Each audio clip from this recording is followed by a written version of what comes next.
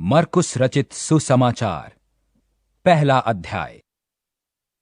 परमेश्वर के पुत्र यीशु मसीह के सुसमाचार का आरंभ, जैसे यशायाह भविष्यद्वक्ता की पुस्तक में लिखा है।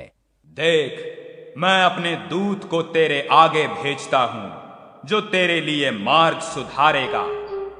जंगल में एक पुकारने वाले का शब्द सुनाई दे रहा है, प्रभु का मार्ग तैयार करो और उसकी सड़कें सीधी करो। यूहन्ना आया, जो जंगल में बपतिस्मा देता और पापों की क्षमा के लिए मन फिराव के बपतिस्मा का प्रचार करता था। और सारे यहूदिया देश के और यरूशलेम के सब रहने वाले निकलकर उसके पास गए और अपने पापों को मानकर यरदन नदी में उससे बपतिस्मा लिया। यूहन्ना ऊंट के रोम का वस्त्र पहने और अपनी कमर में चमड़े का पटुका बांधे रहता था और टिड्डियां और वन मधु खाया करता था और ये प्रचार करता था, मेरे बाद वो आने वाला है जो मुझसे शक्तिमान है। मैं इस योग्य नहीं कि झुककर उसके जूतों का बंध खोलूं। मैंने तो तुम्हें पानी से बपतिस्मा दिया है, पर वो तुम्हें पवित्र आत्मा से बपतिस्मा देगा। उन दिनों यीशु ने गलील के नासरत से आकर यरदन में यूहन्ना से बपतिस्मा लिया, और जब वो पानी से निकलकर ऊपर आया तो तुरंत उसने आकाश को खुलते और आत्मा को कबूतर की नाई अपने ऊपर उतरते देखा, और ये आकाशवाणी हुई, तू मेरा प्रिय पुत्र है, तुझसे मैं प्रसन्न हूँ। तब आत्मा ने तुरंत उसको जंगल की ओर भेजा, और जंगल में 40 दिन तक शैतान ने उसकी परीक्षा की, और वो वन पशुओं के साथ रहा, और स्वर्ग दूत उसकी सेवा करते रहे। यूहन्ना के पकड़वाए जाने के बाद यीशु ने गलील में आकर परमेश्वर के राज्य का सुसमाचार प्रचार किया और कहा, समय पूरा हुआ है और परमेश्वर का राज्य निकट आ गया है। मन फिराओ और सुसमाचार पर विश्वास करो। गलील की झील के किनारे जाते हुए उसने शमौन और उसके भाई अंद्रियास को झील में जाल डालते देखा, क्योंकि वे मछुए थे। और यीशु ने उनसे कहा, मेरे पीछे चले आओ, मैं तुमको मनुष्यों के मछुए बनाऊंगा। वे तुरंत जालों को छोड़कर उसके पीछे हो लिए, और कुछ आगे बढ़कर उसने जबदी के पुत्र याकूब और उसके भाई यूहन्ना को नाव पर जालों को सुधारते देखा। उसने तुरंत उन्हें बुलाया, और वे अपने पिता जबदी को मजदूरों के साथ नाव पर छोड़कर उसके पीछे चले गए। और वे कफरनहूम में आए, और वो तुरंत सब्त के दिन सभा के घर में जाकर उपदेश करने लगा। लोग उसके उपदेश से चकित हुए, क्योंकि वो उन्हें शास्त्रियों की नाई नहीं परंतु अधिकारी की नाई उपदेश देता था। और उसी समय उनकी सभा के घर में एक मनुष्य था जिसमें अशुद्ध आत्मा थी। उसने चिल्लाकर कहा, यीशु नासरी, हमें तुझसे क्या काम? क्या तू हमें नाश करने आया है? मैं तुझे जानता हूँ, तू कौन है? परमेश्वर का पवित्र जन। यीशु ने उसे डांट कर कहा, चुप रह और उसमें से निकल जा। तब अशुद्ध आत्मा उसको मरोड़कर और बड़े शब्द से चिल्लाकर उसमें से निकल गई। इस पर सब लोग आश्चर्य करते हुए आपस में वाद विवाद करने लगे। ये क्या बात है? ये तो कोई नया उपदेश है। वो अधिकार के साथ अशुद्ध आत्माओं को भी आज्ञा देता है, और वे उसकी आज्ञा मानती हैं। सो उसका नाम तुरंत गलील के आसपास के सारे देश में हर जगह फैल गया। और वो तुरंत आराधनालय में से निकलकर याकूब और यूहन्ना के साथ शमौन और अंद्रयास के घर आया। और शमौन की सास ज्वर से पीड़ित थी, और उन्होंने तुरंत उसके विषय में उससे कहा। तब उसने पास जाकर उसका हाथ पकड़कर उसे उठाया, और उसका ज्वर उतर गया, और वो उनकी सेवा टहल करने लगी। संध्या के समय जब सूर्य डूब गया तो लोग सब बीमारों को और उन्हें जिनमें दुष्ट आत्माएं थी उसके पास लाए और सारा नगर द्वार पर इकट्ठा हुआ।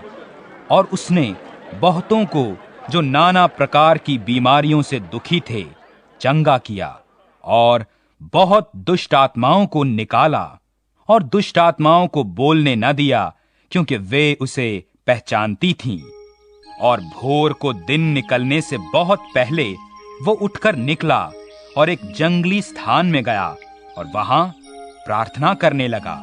तब शमौन और उसके साथी उसकी खोज में गए। जब वो मिला तो उससे कहा, सब लोग तुझे ढूंढ रहे हैं। उसने उनसे कहा, आओ हम कहीं और आसपास की बस्तियों में जाएं, कि मैं वहां भी प्रचार करूं, क्योंकि मैं इसीलिए निकला हूं। सो वो सारे गलील में उनकी सभाओं में जा जाकर प्रचार करता और दुष्ट आत्माओं को निकालता रहा। और एक कोढ़ी ने उसके पास आकर उससे विनती की और उससे कहा, वो यदि तू चाहे तो मुझे शुद्ध कर सकता है। उसने उस पर तरस खाकर हाथ बढ़ाया और उसे छू कर कहा, मैं चाहता हूं तू शुद्ध हो जा। और तुरंत उसका कोढ़ जाता रहा और वो शुद्ध हो गया। तब उसने उसे चिताकर तुरंत विदा किया और उससे कहा, देख किसी से कुछ मत कहना, परंतु जाकर अपने आप को याजक को दिखा और अपने शुद्ध होने के विषय में जो कुछ मूसा ने ठहराया है उसे भेंट चढ़ा, कि उस पर गवाही हो। परंतु वो बाहर जाकर इस बात को बहुत प्रचार करने और यहाँ तक फैलाने लगा कि यीशु फिर खुल्लम खुल्ला नगर में न जा सका, परंतु बाहर जंगली स्थानों में रहा और चहुं ओर से लोग उसके पास आते रहे। दूसरा अध्याय।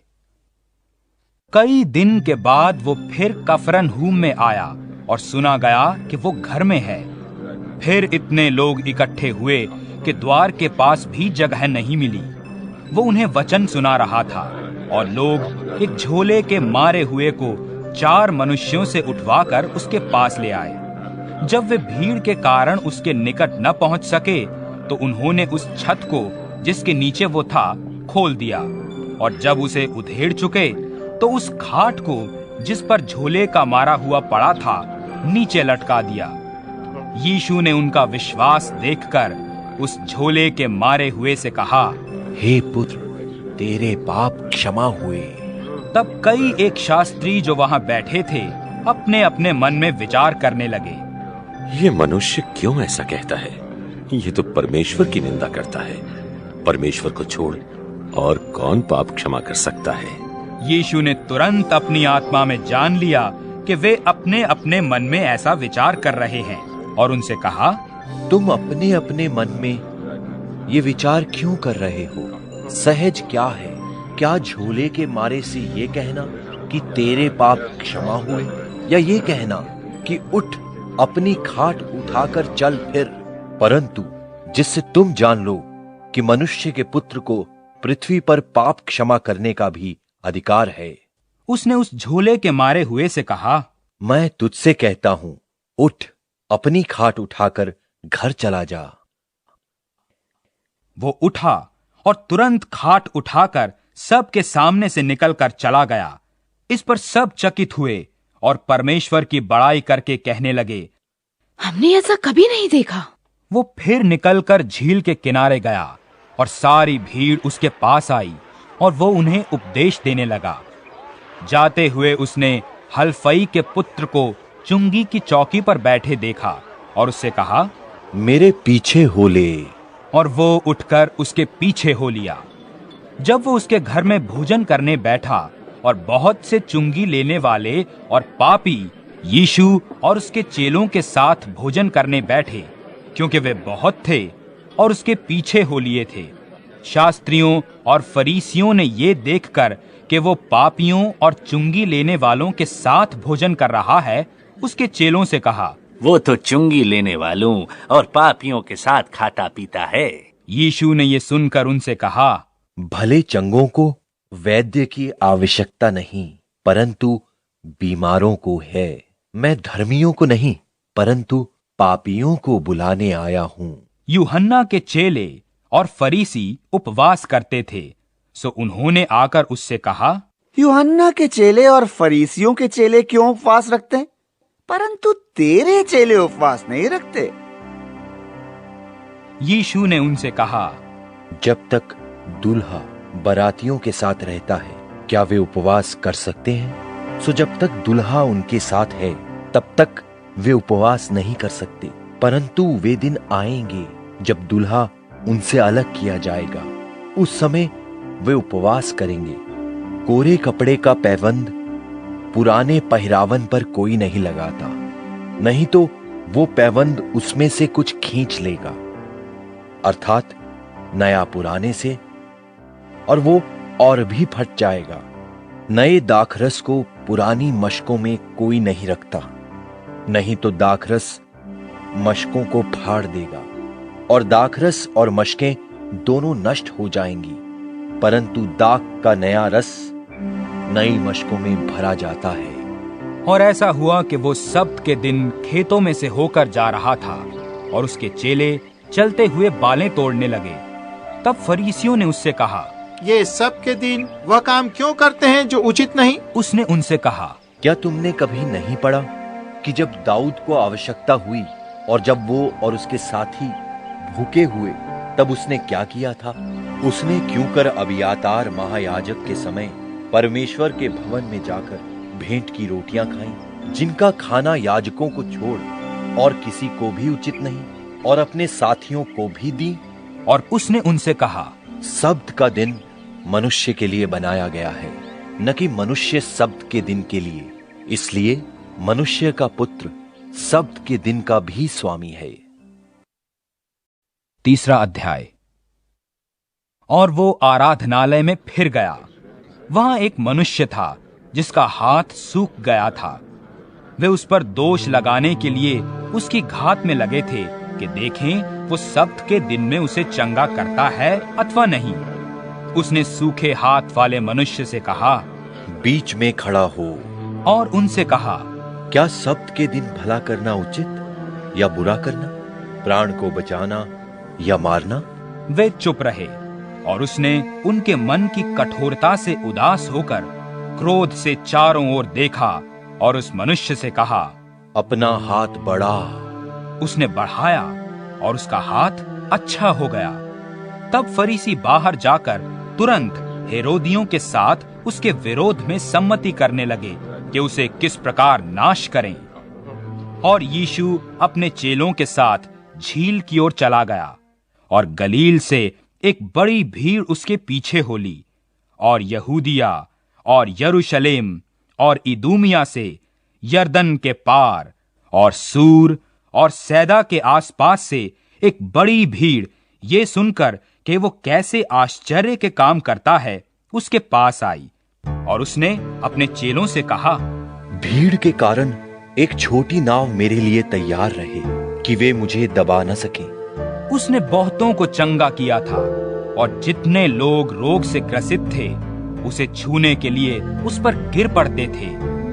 अशुद्ध आत्माएं भी जब उसे देखती थीं तो उसके आगे गिर पड़ती थीं और चिल्लाकर कहती थीं, तू परमेश्वर का पुत्र है।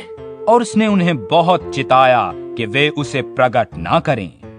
फिर वो पहाड़ पर चढ़ गया और जिन्हें वो चाहता था उन्हें अपने पास बुलाया और वे उसके पास चले आए।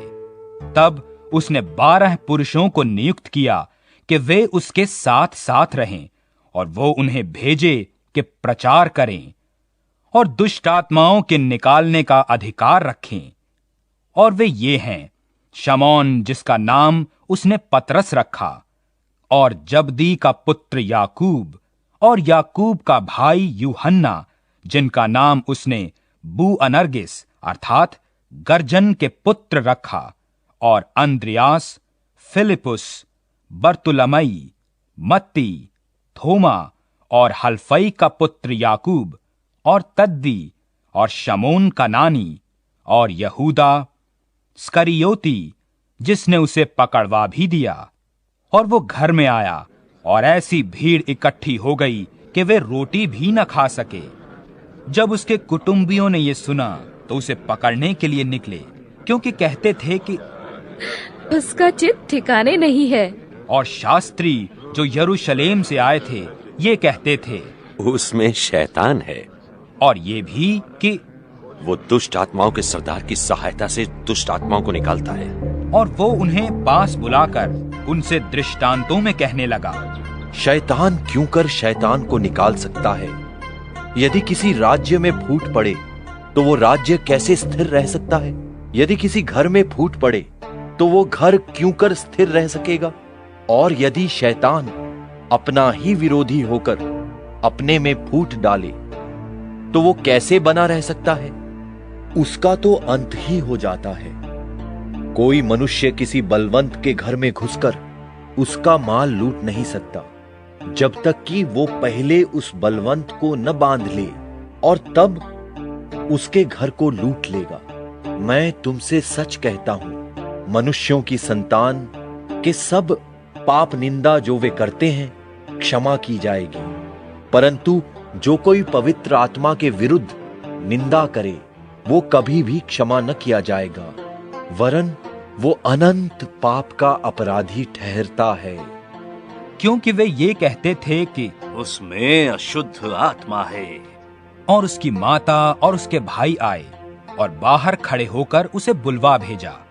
भीड़ उसके आसपास बैठी थी और उन्होंने उससे कहा, देख, तेरी माता और तेरे भाई बाहर तुझे ढूंढते हैं। उसने उन्हें उत्तर दिया, मेरी माता और मेरे भाई कौन हैं? और उन पर जो उसके आसपास बैठे थे दृष्टि करके कहा, देखो, मेरी माता और मेरे भाई ये हैं, क्योंकि जो कोई परमेश्वर की इच्छा पर चले वही मेरा भाई और बहन और माता है। चौथा अध्याय। वो फिर झील के किनारे उपदेश देने लगा और ऐसी बड़ी भीड़ उसके पास इकट्ठी हो गई कि वो झील में एक नाव पर चढ़कर बैठ गया और सारी भीड़ भूमि पर झील के किनारे खड़ी रही। वो उन्हें दृष्टांतों में बहुत सी बातें सिखाने लगा। उसने अपने उपदेश में उनसे कहा, सुनो, एक बोने वाला बीज बोने के लिए निकला। बोते समय कुछ तो मार्ग के किनारे गिरा और पक्षियों ने आकर उसे चुग लिया।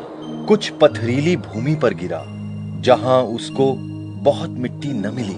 गहरी मिट्टी न मिलने के कारण जल्द उगाया, और जब सूर्य निकला तो जल गया, और जड़ न पकड़ने के कारण सूख गया।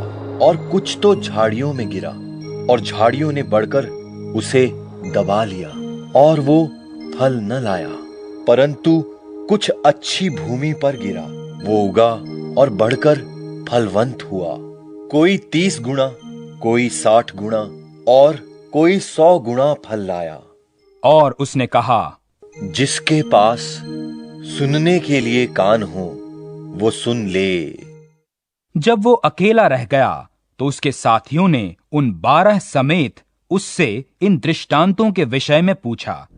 उसने उनसे कहा, तुमको तो परमेश्वर के राज्य के भेद की समझ दी गई है, परंतु बाहर वालों के लिए सब बातें दृष्टांतों में होती हैं, इसलिए कि वे देखते हुए देखें और उन्हें सुझाई न पड़े, और सुनते हुए सुने भी और न समझें। ऐसा न हो कि वे फिरें और क्षमा किए जाएं। फिर उसने उनसे कहा, क्या तुम ये दृष्टांत नहीं समझते? तो फिर और सब दृष्टांतों को कैसे समझोगे? बोने वाला वचन बोता है जो मार्ग के किनारे के हैं, जहां वचन बोया जाता है। ये वे हैं कि जब उन्होंने सुना तो शैतान तुरंत आकर वचन को जो उनमें बोया गया था उठा ले जाता है।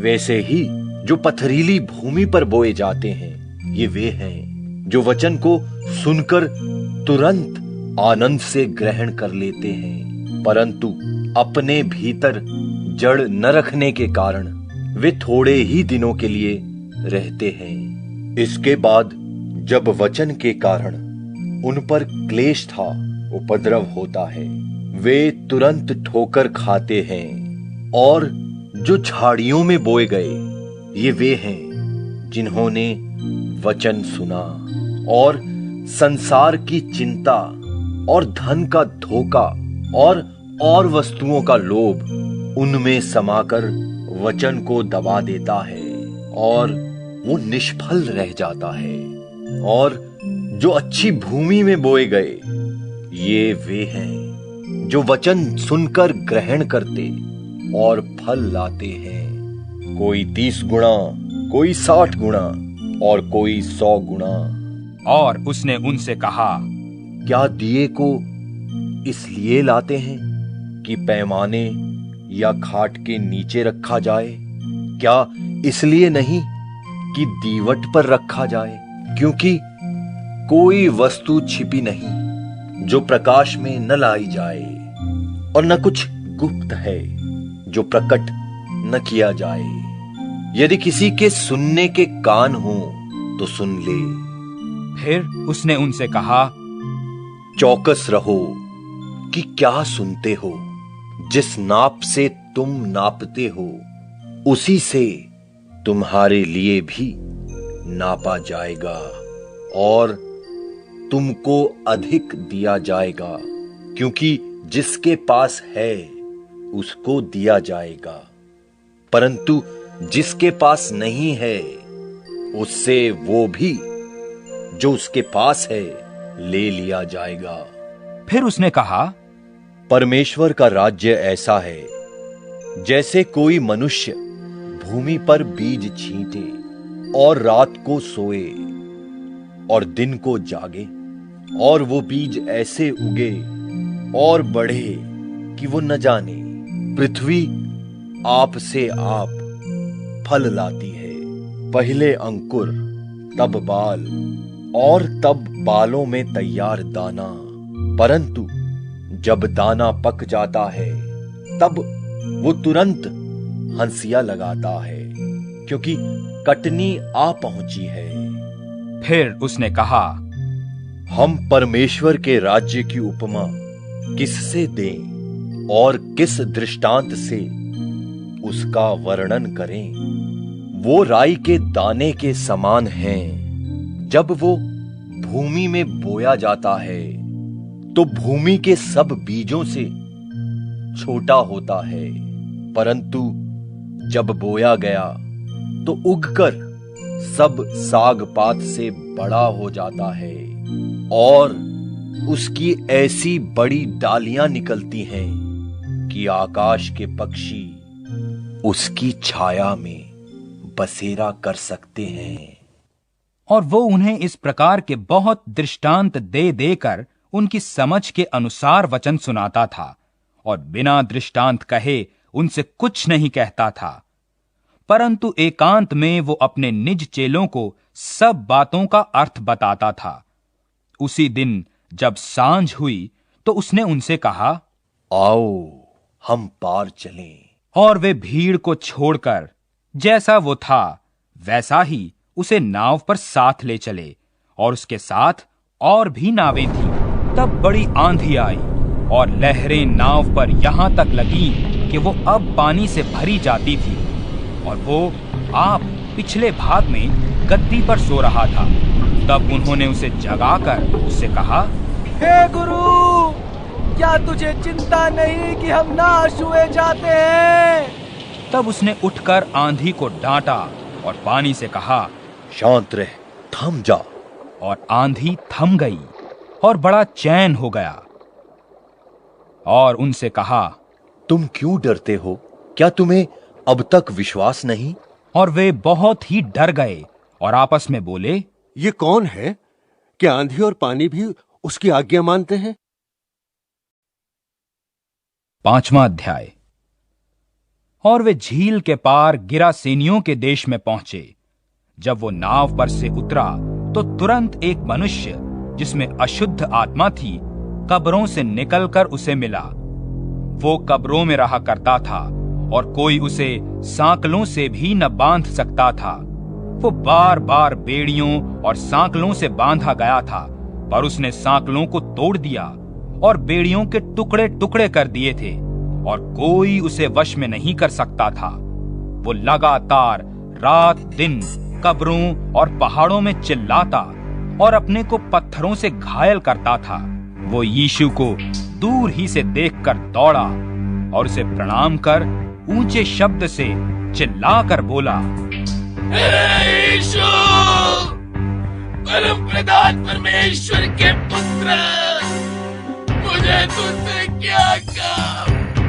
मैं तुझे परमेश्वर की शपथ देता हूँ कि मुझे पीड़ा न दे। क्योंकि उसने उससे कहा था, हे अशुद्ध आत्मा, इस मनुष्य में से निकल आ। उसने उससे पूछा, तेरा क्या नाम है? उसने उससे कहा, मेरा नाम सेना है, क्योंकि हम बहुत हैं। और उसने उससे बहुत विनती की, हमें इस देश से बाहर ना भेज। वहां पहाड़ पर सुअरों का एक बड़ा झुंड चर रहा था और उन्होंने उससे विनती कर कहा, हमें उन सुअरों में भेज दे कि हम उनके भीतर जाएं। सो उसने उन्हें आज्ञा दी और अशुद्ध आत्मा निकलकर सुअरों के भीतर बैठ गई और झुंड जो कोई 2000 का था कड़ाड़े पर से झपटकर झील में जा पड़ा और डूब मरा। और उनके चरवाहों ने भागकर नगर और गांवों में समाचार सुनाया और जो हुआ था लोग उसे देखने आए और यीशु के पास आकर वे उसको जिसमें दुष्ट आत्माएं थीं अर्थात जिसमें सेना समाई थी कपड़े पहने और सचेत बैठे देखकर डर गए। और देखने वालों ने उसका जिसमें दुष्ट आत्माएं थीं और सुअरों का पूरा हाल उनको कह सुनाया और वे उससे विनती करके कहने लगे, हमारे सिवानों से चला जा। जब वो नाव पर चढ़ने लगा तो वो जिसमें पहले दुष्ट आत्माएं थीं उससे विनती करने लगा, मुझे अपने साथ रहने दे। परंतु उसने उसे आज्ञा न दी और उससे कहा, अपने घर जाकर अपने लोगों को बता कि तुझ पर दया करके प्रभु ने तेरे लिए कैसे बड़े काम किए हैं। वो जाकर दिक्का पुलिस में इस बात का प्रचार करने लगा कि यीशु ने उसके लिए कैसे बड़े काम किए और सब आश्चर्य करते थे। जब यीशु फिर नाव पर गया तो एक बड़ी भीड़ उसके पास इकट्ठी हो गई और वो झील के किनारे था।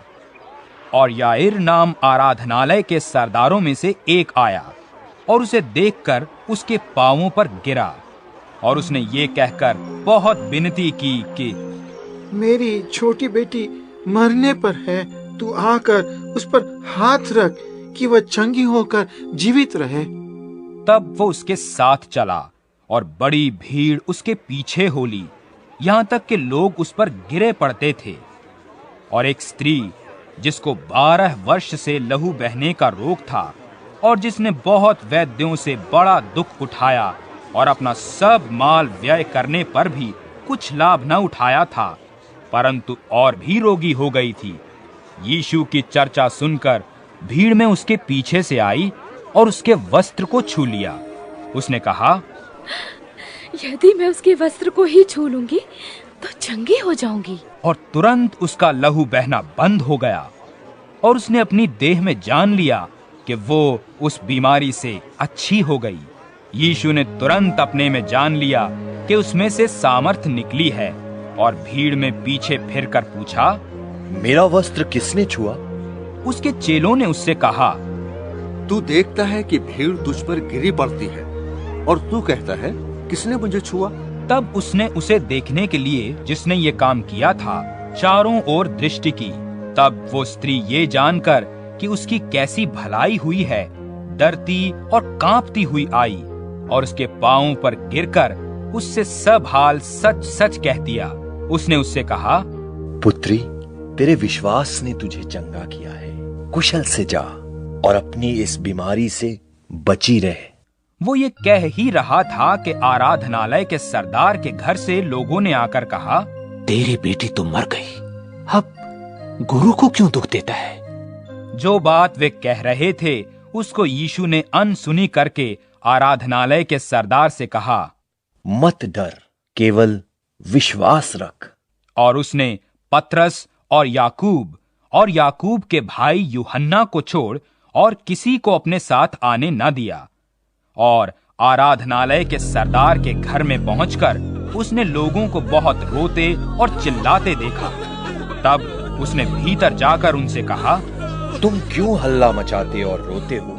लड़की मरी नहीं, परंतु सो रही है। वे उसकी हंसी करने लगे, परंतु उस सब को निकालकर लड़की के माता पिता और अपने साथियों को ले वो भीतर गया जहां लड़की पड़ी थी।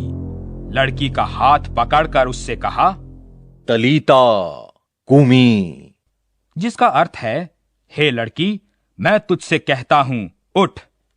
लड़की तुरंत उठकर चलने फिरने लगी, क्योंकि वो 12 वर्ष की थी। इस पर लोग बहुत चकित हो गए। फिर उसने उन्हें चिताकर आज्ञा दी कि ये बात कोई जानने न पाए, और कहा उसे कुछ खाने को दिया जाए।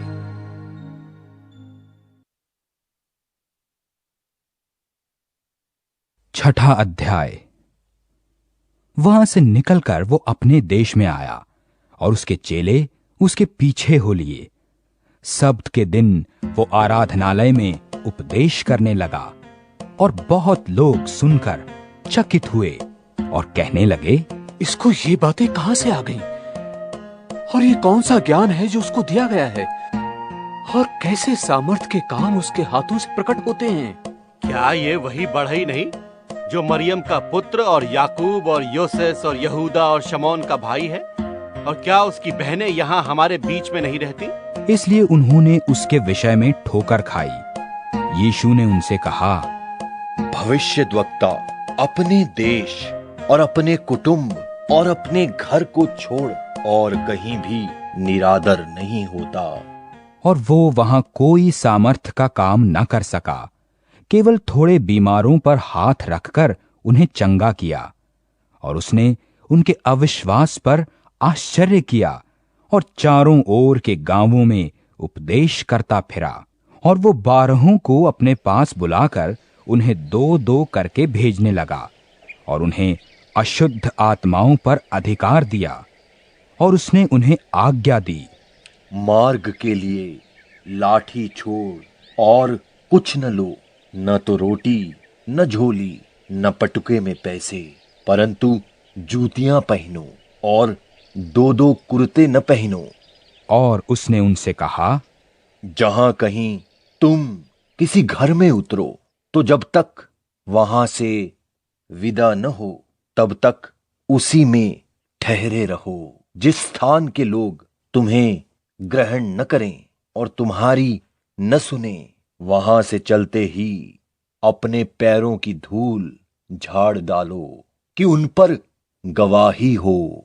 और उन्होंने जाकर प्रचार किया कि मन फिराएं, और बहुत दुष्ट आत्माओं को निकाला और बहुत बीमारों पर तेल मलकर उन्हें चंगा किया। और हेरोदेस राजा ने उसकी चर्चा सुनी, क्योंकि उसका नाम फैल गया था। उसने कहा, यूहन्ना बपतिस्मा देने वाला मरे हुओं में से जी उठा है, इसलिए उससे ये सामर्थ्य के काम प्रकट होते हैं। औरों ने कहा, ये एलिया है। परंतु दूसरों ने कहा, भविष्यद्वक्ता या भविष्यद्वक्ताओं में से किसी एक के समान है। हेरोदेस ने ये सुनकर कहा, जिस यूहन्ना का सर मैंने कटवाया था वही जी उठा है। क्योंकि हेरोदेस ने अपने भाई फिलिपुस की पत्नी हेरोदियास के कारण, जिससे उसने ब्याह किया था, लोगों को भेजकर यूहन्ना को पकड़वाकर बंदी गृह में डाल दिया था। यूहन्ना ने हेरोदेस से कहा था, अपने भाई की पत्नी को रखना तुझे उचित नहीं। इसलिए हेरोदियास उससे बैर रखती थी और ये चाहती थी कि उसे मरवा डाले, परंतु ऐसा न हो सका, क्योंकि हेरोदेस यूहन्ना को धर्मी और पवित्र पुरुष जानकर उससे डरता था और उसे बचाए रखता था और उसकी सुनकर बहुत घबराता था, पर आनंद से सुनता था। और ठीक अवसर पर जब हेरोदेस ने अपने जन्मदिन में अपने प्रधानों और सेनापतियों और गलील के बड़े लोगों के लिए जेवनार की उसी हेरोदियास की बेटी भीतर आई और नाचकर हेरोदेस को और उसके साथ बैठने वालों को प्रसन्न किया। तब राजा ने लड़की से कहा, तू जो चाहे उससे मांग, मैं तुझे दूंगा। उससे शपथ खाई, मैं अपने आधे राज्य तक जो कुछ तू मुझसे मांगेगी तुझे दूंगा। उसने बाहर जाकर अपनी माता से पूछा, मैं क्या मांगू? वो बोली, यूहन्ना, बपतिस्मा देने वाले का सिर। वो तुरंत राजा के पास भीतर आई और उससे विनती की, मैं चाहती हूँ कि तू अभी यूहन्ना बपतिस्मा देने वाले का सिर एक थाल में मुझे मंगवा दे। तब राजा बहुत उदास हुआ, परंतु अपनी शपथ के कारण और साथ बैठने वालों के कारण उसे टालना न चाहा, और राजा ने तुरंत एक सिपाही को आज्ञा देकर भेजा कि उसका सिर काट लाए। उसने जेल खाने में जाकर उसका सिर काटा और एक थाल में रख कर लाया और लड़की को दिया, और लड़की ने अपनी माँ को दिया। ये सुनकर उसके चेले आए और उसके शव को उठाकर कब्र में रखा। प्रेरितों ने यीशु के पास इकट्ठे होकर जो कुछ उन्होंने किया और सिखाया था सब उसको बता दिया। उसने उनसे कहा, तुम आप अलग किसी जंगली स्थान में आकर थोड़ा विश्राम करो, क्योंकि बहुत लोग आते जाते थे और उन्हें खाने का अवसर भी नहीं मिलता था। इसलिए वे नाव पर चढ़कर सुनसान जगह में अलग चले गए, और बहुतों ने उन्हें जाते देखकर पहचान लिया, और सब नगरों से इकट्ठे होकर वहां पैदल दौड़े और उनसे पहले जा पहुंचे। उसने निकलकर बड़ी भीड़ देखी और उन पर तरस खाया, क्योंकि वे उन भेड़ों के समान थे जिनका कोई रखवाला न हो, और वो उन्हें बहुत सी बातें सिखाने लगा। जब दिन बहुत ढल गया तो उसके चेले उसके पास आकर कहने लगे, ये सुनसान जगह है और दिन बहुत ढल गया है, उन्हें विदा कर कि चारों ओर के गांवों और बस्तियों में जाकर अपने लिए कुछ खाने को मोल ले। उसने उन्हें उत्तर दिया, तुम ही उन्हें खाने को दो। उन्होंने उससे कहा, क्या हम 100 दिनार की रोटियां मोल लें और उन्हें खिलाएं? उसने उनसे कहा, जाकर देखो तुम्हारे पास कितनी रोटियां हैं। उन्होंने मालूम करके कहा, 5 और 2 मछली भी। तब उसने उन्हें आज्ञा दी कि सबको हरी घास पर पांति पांति से बैठा दो। वे 100-100 और 50-50 करके पांति पांति बैठ गए, और उसने उन 5 रोटियों को और 2 मछलियों को ले स्वर्ग की ओर देखकर धन्यवाद किया, और रोटियां तोड़ तोड़ कर चेलों को देता गया कि वे लोगों को परोसें, और वे 2 मछलियां भी उन सब में बांट दी। सब खाकर तृप्त हो गए।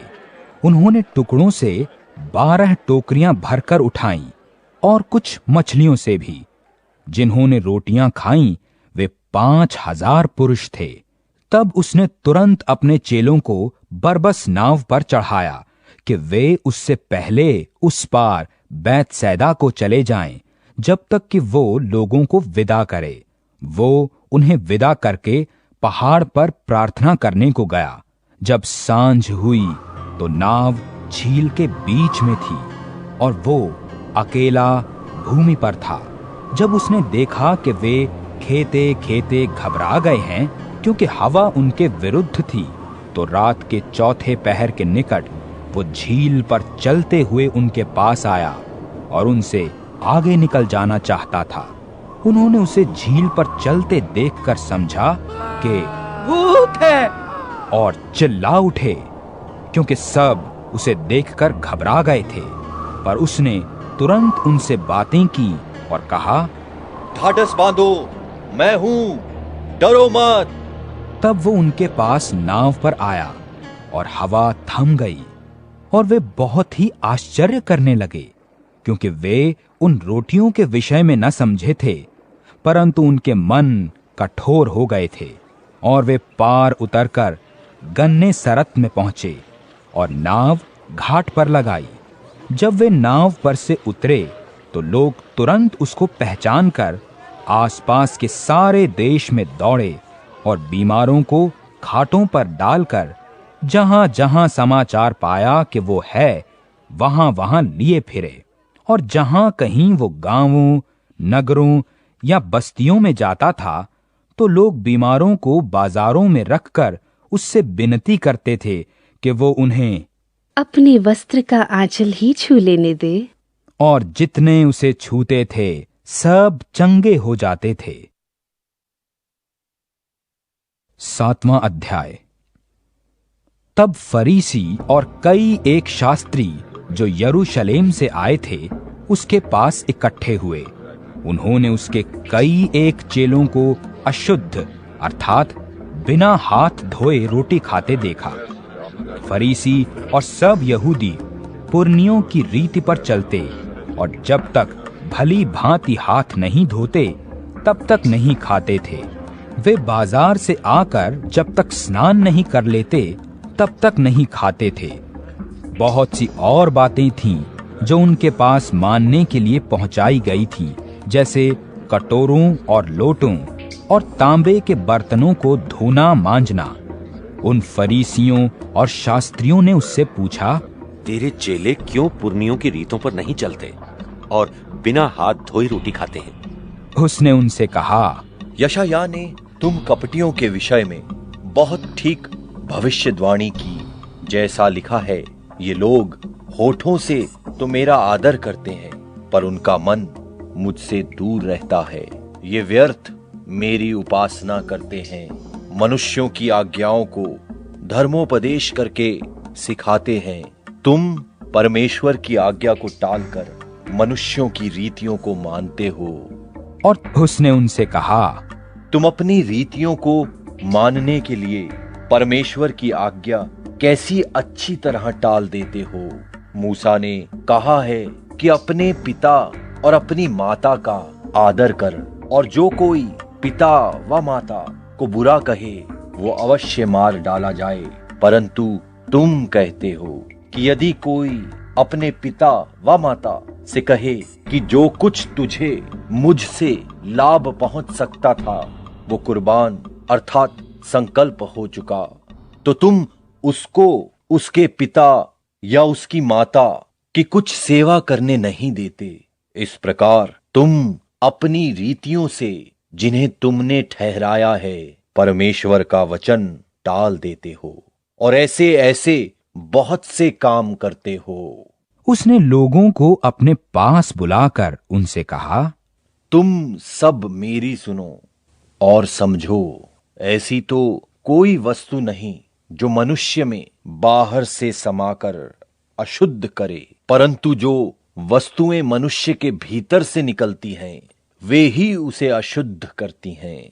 यदि किसी के सुनने के कान हो तो सुन ले।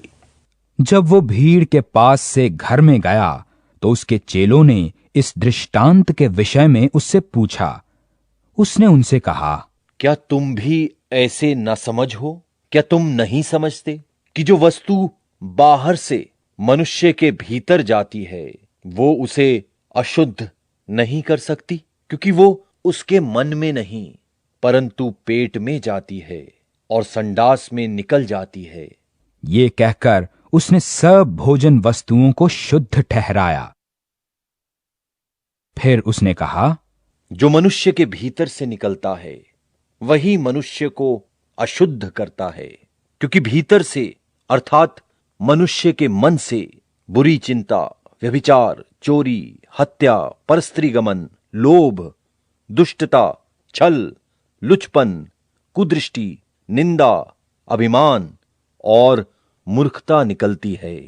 ये सब बुरी बातें भीतर ही से निकलती हैं और मनुष्य को अशुद्ध करती हैं। फिर वो वहां से उठकर सूर और सैदा के देशों में आया और एक घर में गया और चाहता था कि कोई ना जाने, परंतु वो छिप ना सका। और तुरंत एक स्त्री जिसकी छोटी बेटी में अशुद्ध आत्मा थी उसकी चर्चा सुनकर आई और उसके पांवों पर गिरी। ये यूनानी और सूरुफिनी जाति की थी और उसने उससे विनती की, मेरी बेटी में से दुष्ट आत्मा निकाल दे। उसने उससे कहा, पहले लड़कों को तृप्त होने दे, क्योंकि लड़कों की रोटी लेकर कुत्तों के आगे डालना उचित नहीं है। उसने उसको उत्तर दिया, सच है प्रभु, तो भी कुत्ते भी तो मेज के नीचे बालकों की रोटी का चूर चार खा लेते हैं। उसने उससे कहा, इस बात के कारण चली जा, दुष्टात्मा तेरी बेटी में से निकल गई है। और उसने अपने घर आकर देखा कि लड़की खाट पर पड़ी है और दुष्टात्मा निकल गई है। फिर वो सूर और सैदा के देशों से निकलकर दिकपुलिस देश से होता हुआ गलील की झील पर पहुंचा और लोगों ने एक बहरे को, जो हकला भी था, उसके पास लाकर उससे विनती की कि अपना हाथ उस पर रखे। तब वो उसको भीड़ से अलग ले गया और अपनी उंगलियां उसके कानों में डाली और थूककर उसकी जीभ को छुआ और स्वर्ग की ओर देखकर आह भरी और उससे कहा, इप्फतह, अर्थात खुल जा। और उसके कान खुल गए और उसकी जीभ की गांठ भी खुल गई और वो साफ साफ बोलने लगा। तब उसने उन्हें चिताया कि किसी ने कहना, परंतु जितना उसने उन्हें चिताया उतना ही वे और प्रचार करने लगे और वे बहुत ही आश्चर्य में होकर कहने लगे, उसने जो कुछ किया सब अच्छा किया है। वह बहरों को सुनने की और गूंगों को बोलने की शक्ति देता है।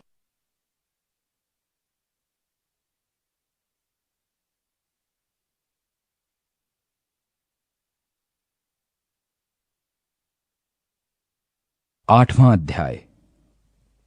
उन दिनों में जब फिर बड़ी भीड़ इकट्ठी हुई और उनके पास कुछ खाने को न था, तो उसने अपने चेलों को पास बुलाकर उनसे कहा, मुझे इस भीड़ पर तरस आता है, क्योंकि ये 3 दिन से बराबर मेरे साथ हैं और उनके पास कुछ भी खाने को नहीं। यदि मैं उन्हें भूखा घर भेज दूं, तो मार्ग में थक कर रह जाएंगे, क्योंकि इनमें से कोई कोई दूर से आए हैं।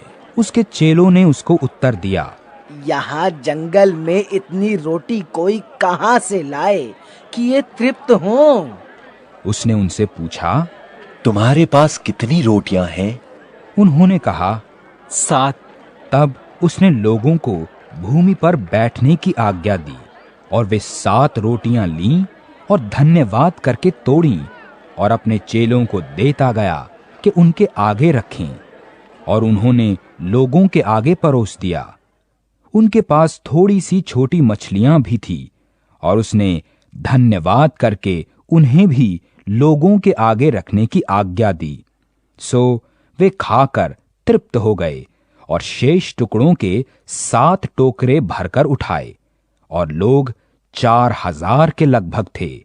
और उसने उनको विदा किया और वो तुरंत अपने चेलों के साथ नाव पर चढ़कर दलमनूता देश को चला गया। फिर फरीसी निकलकर उससे वाद विवाद करने लगे और उसे जांचने के लिए उससे कोई स्वर्गीय चिन्ह मांगा। उसने अपनी आत्मा में आह भर कर कहा, इस समय के लोग क्यों चिन्ह ढूंढते हैं? मैं तुमसे सच कहता हूं कि इस समय के लोगों को कोई चिन्ह नहीं दिया जाएगा। और वो उन्हें छोड़कर फिर नाव पर चढ़ गया और पार चला गया, और वे रोटी लेना भूल गए थे, और नाव में उनके पास एक ही रोटी थी। और उसने उन्हें चिताया कि देखो, फरीसियों के खमीर और हेरोदेस के खमीर से चौकस रहो। वे आपस में विचार कर कहने लगे, हमारे पास तो रोटी नहीं है। ये जानकर यीशु ने उनसे कहा, तुम क्यों आपस में ये विचार कर रहे हो कि हमारे पास रोटी नहीं? क्या अब तक नहीं जानते और नहीं समझते? क्या तुम्हारा मन कठोर हो गया है? क्या आंखें रखते हुए भी नहीं देखते और कान रखते हुए भी नहीं सुनते? और तुम्हें स्मरण नहीं कि जब मैंने 5000 के लिए 5 रोटी तोड़ी थीं, तो तुमने टुकड़ों की कितनी टोकरियां भरकर उठाई? उन्होंने उससे कहा, 12 टोकरियां। और जब 4 के लिए 7 रोटी तोड़ी थी, तो तुमने टुकड़ों के कितने टोकरे भरकर उठाए थे? उन्होंने उससे कहा, 7 टोकरियां। उसने उनसे कहा, क्या तुम अब तक नहीं समझते? और वे बैतसैदा में आए, और लोग एक अंधे को उसके पास ले आए और उससे विनती की कि उसको छुए। वो उस अंधे का हाथ पकड़कर उसे गांव के बाहर ले गया और उसकी आंखों में थूककर उस पर हाथ रखे और उससे पूछा, क्या तू कुछ देखता है? उसने आंख उठाकर कहा, मैं मनुष्यों को देखता हूँ, क्योंकि वो मुझे चलते हुए दिखाई देते हैं, जैसे पेड़। तब उसने फिर दोबारा उसकी आंखों पर हाथ रखे और उसने ध्यान से देखा और चंगा हो गया और सब कुछ साफ साफ देखने लगा। और उसने ये कहकर उसे घर भेजा कि इस गांव के भीतर पांव भी न रखना। यीशु और उसके चेले कैसरिया फिलिपी के गांवों में चले गए और मार्ग में उसने अपने चेलों से पूछा, लोग मुझे क्या कहते हैं? उन्होंने उत्तर दिया, यूहन्ना बपतिस्मा देने वाला, पर कोई एलिय्याह और कोई भविष्यद्वक्ताओं में से एक भी कहते हैं। उसने उनसे पूछा, परंतु तुम मुझे क्या कहते हो? पतरस ने उसको उत्तर दिया, तू मसीह है। तब उसने उन्हें चिता कर कहा, मेरे विषय में ये किसी से न कहना। और वो उन्हें सिखाने लगा कि मनुष्य के लिए अवश्य है कि वो बहुत दुख उठाए और पुरनिये और महायाजक और शास्त्री उसे तुच्छ समझकर मार डालें और वो 3 दिन के बाद जी उठे। उसने ये बात उनसे साफ साफ कह दी। इस पर पतरस उसे अलग ले जाकर झिड़कने लगा, परंतु उसने फिरकर और अपने चेलों की ओर देखकर पतरस को झिड़क कर कहा, हे शैतान, मेरे सामने से दूर हो, क्योंकि तू परमेश्वर की बातों पर नहीं परंतु मनुष्यों की बातों पर मन लगाता है। उसने भीड़ को अपने चेलों समेत पास बुलाकर उनसे कहा, जो कोई मेरे पीछे आना चाहे वो अपने आपे से इनकार करे और अपना क्रूस उठाकर मेरे पीछे हो ले। क्योंकि जो कोई अपना प्राण बचाना चाहे वो उसे खोएगा, पर जो कोई मेरे और सुसमाचार के लिए अपना प्राण खोएगा वो उसे बचाएगा। यदि मनुष्य सारे जगत को प्राप्त करे और अपने प्राण की हानि उठाए तो उसे क्या लाभ होगा? और मनुष्य अपने प्राण के बदले क्या देगा? जो कोई इस व्यभिचारी और पापी जाति के बीच मुझसे और मेरी बातों से लज्जाएगा, मनुष्य का पुत्र भी जब वो पवित्र दूतों के साथ अपने पिता की महिमा सहित आएगा तब उससे लज्जाएगा।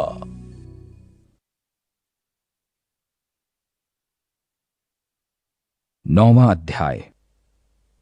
और उसने उनसे कहा, मैं तुमसे सच कहता हूं कि जो यहां खड़े हैं उनमें से कोई कोई ऐसे हैं कि जब तक परमेश्वर के राज्य को सामर्थ सहित आया हुआ न देख लें तब तक मृत्यु का स्वाद कदापि न चखेंगे। 6 दिन के बाद यीशु ने पतरस, याकूब और यूहन्ना को साथ लिया और उन्हें एकांत में किसी ऊंचे पहाड़ पर ले गया और उनके सामने उसका रूप बदल गया और उसका वस्त्र ऐसा चमकने लगा और यहां तक अति उज्जवल हुआ कि पृथ्वी पर कोई भी धोबी वैसा उज्जवल नहीं कर सकता। और उन्हें मूसा के साथ एलिय्याह दिखाई दिया और वे यीशु के साथ बातें करते थे। इस पर पतरस ने यीशु से कहा, हे रब्बी, हमारा यहाँ रहना अच्छा है, इसलिए हम 3 मंडप बनाए, एक तेरे लिए, एक मूसा के लिए और एक एलिय्याह के लिए। क्योंकि वो नहीं जानता था कि क्या कहे, क्योंकि वे बहुत डर गए थे।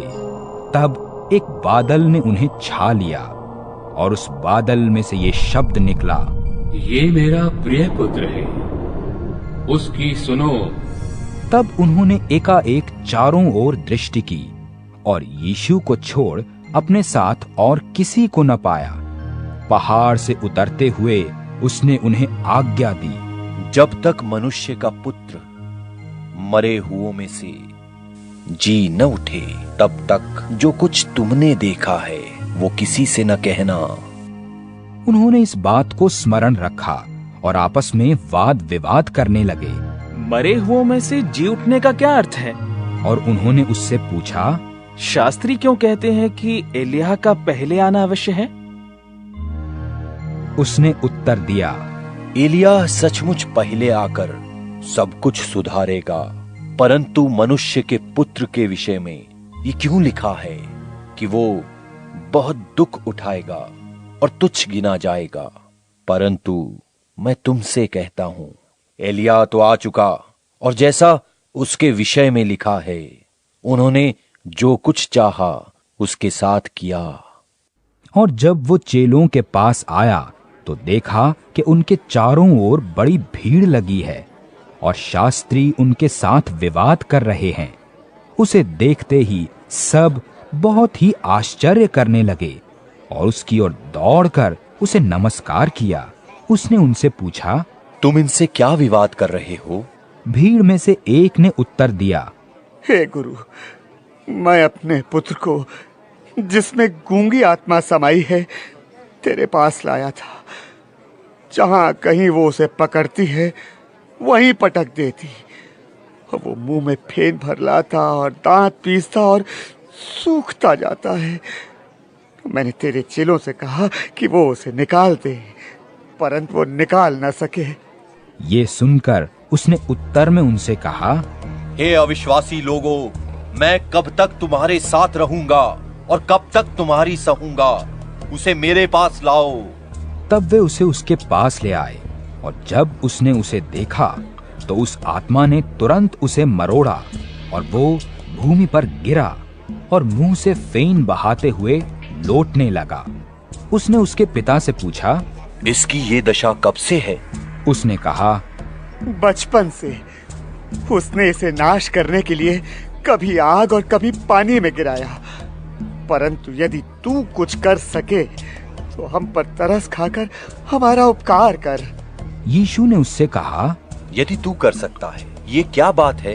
विश्वास करने वाले के लिए सब कुछ हो सकता है। बालक के पिता ने तुरंत गिड़गिड़ा कर कहा, हे प्रभु, मैं विश्वास करता हूँ, मेरे अविश्वास का उपाय कर। जब यीशु ने देखा कि लोग दौड़कर भीड़ लगा रहे हैं तो उसने अशुद्ध आत्मा को ये कहकर डांटा, हे गूंगी और बहरी आत्मा, मैं तुझे आज्ञा देता हूँ, उसमें से निकल आ और उसमें फिर कभी प्रवेश न कर। तब वो चिल्लाकर और उसे बहुत मरोड़ कर निकल आई और बालक मरा हुआ सा हो गया। यहाँ तक कि बहुत लोग कहने लगे कि वो मर गया।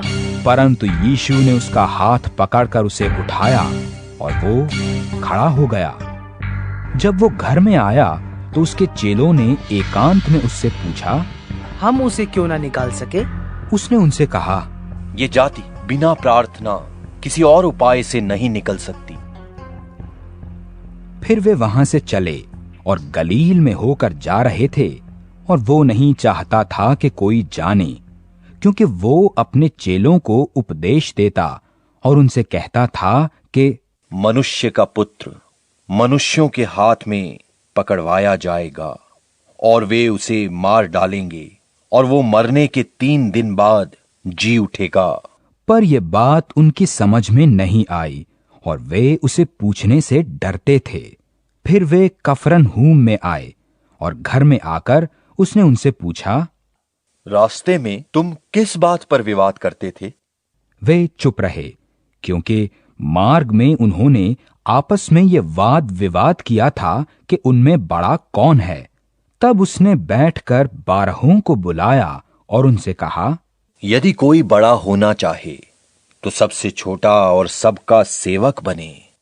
और उसने एक बालक को लेकर उनके बीच में खड़ा किया और उसे गोद में लेकर उनसे कहा, जो कोई मेरे नाम से ऐसे बालकों में से किसी एक को भी ग्रहण करता है वो मुझे ग्रहण करता है, और जो कोई मुझे ग्रहण करता है वो मुझे नहीं वरन मेरे भेजने वाले को ग्रहण करता है। तब यूहन्ना ने उससे कहा, हे गुरु, हमने एक मनुष्य को तेरे नाम से दुष्ट आत्माओं को निकालते देखा और हम उसे मना करने लगे क्योंकि वो हमारे पीछे नहीं हो लेता था। यीशु ने कहा, उसको मत मना करो, क्योंकि ऐसा कोई नहीं जो मेरे नाम से सामर्थ का काम करे और जल्दी से मुझे बुरा कह सके, क्योंकि जो हमारे विरोध में नहीं वो हमारी ओर है। जो कोई एक कटोरा पानी तुम्हें इसलिए पिलाए कि तुम मसीह के हो, तो मैं तुमसे सच कहता हूं कि वो अपना प्रतिफल किसी रीति से न खोएगा। पर जो कोई छोटों में से जो मुझ पर विश्वास करते हैं किसी को ठोकर खिलाए, तो उसके लिए भला ये है कि एक बड़ी चक्की का पाट उसके गले में लटकाया जाए और वो समुद्र में डाल दिया जाए। यदि तेरा हाथ तुझे ठोकर खिलाए तो उसे काट डाल। टुंडा होकर जीवन में प्रवेश करना तेरे लिए इससे भला है कि 2 हाथ रहते हुए नरक के बीच उस आग में डाला जाए जो कभी बुझने की नहीं। और यदि तेरा पांव तुझे ठोकर खिलाए तो उसे काट डाल। लंगड़ा होकर जीवन में प्रवेश करना तेरे लिए इससे भला है कि 2 पांव रहते हुए नरक में डाला जाए। और यदि तेरी आंख तुझे ठोकर खिलाए तो उसे निकाल डाल। काना होकर परमेश्वर के राज्य में प्रवेश करना तेरे लिए इससे भला है कि 2 आंख रहते हुए तू नरक में डाला जाए, जहां उनका कीड़ा नहीं मरता और आग नहीं बुझती, क्योंकि हर एक जन आग से नमकीन किया जाएगा। नमक अच्छा है, पर यदि नमक की नमकीनी जाती रहे तो उसे किससे स्वादित करोगे? अपने में नमक रखो और आपस में मेल मिलाप से रहो। 10वां अध्याय। फिर वो वहां से उठकर यहूदिया के सिवानों में और यरदन के पार आया और भीड़ उसके पास फिर इकट्ठी हो गई और वो अपनी रीति के अनुसार उन्हें फिर उपदेश देने लगा। तब फरीसियों ने उसके पास आकर उसकी परीक्षा करने को उससे पूछा, क्या यह उचित है कि पुरुष अपनी पत्नी को त्यागे? उसने उनको उत्तर दिया, मूसा ने तुम्हें क्या आज्ञा दी है? उन्होंने कहा, मूसा ने त्याग पत्र लिखने और त्यागने की आज्ञा दी है। यीशु ने उनसे कहा, तुम्हारे मन की कठोरता के कारण उसने तुम्हारे लिए ये आज्ञा लिखी, पर सृष्टि के आरंभ से परमेश्वर ने नर और नारी करके उनको बनाया है। इस कारण मनुष्य अपने माता पिता से अलग होकर अपनी पत्नी के साथ रहेगा और वे दोनों एक तन होंगे। इसलिए अब 2 नहीं पर 1 तन है। इसलिए जिसे परमेश्वर ने जोड़ा है उसे मनुष्य अलग न करे। और घर में चेलों ने इसके विषय में उससे फिर पूछा। उसने उनसे कहा, जो कोई अपनी पत्नी को त्याग कर दूसरी से ब्याह करे तो वो उस पहली के विरोध में व्यभिचार करता है। और यदि पत्नी अपने पति को छोड़कर दूसरे से ब्याह करे तो वो व्यभिचार करती है। फिर लोग बालकों को उसके पास लाने लगे कि वो उन पर हाथ रखे, पर चेलों ने उनको डांटा। यीशु ने ये देख क्रुद्ध होकर उनसे कहा, बालकों को मेरे पास आने दो और उन्हें मना न करो, क्योंकि परमेश्वर का राज्य ऐसों ही का है। मैं तुमसे सच कहता हूं, जो कोई परमेश्वर के राज्य को बालक की नाई ग्रहण न करे वो उसमें कभी प्रवेश करने न पाएगा। और उसने उन्हें गोद में लिया और उन पर हाथ रखकर उन्हें आशीष दी।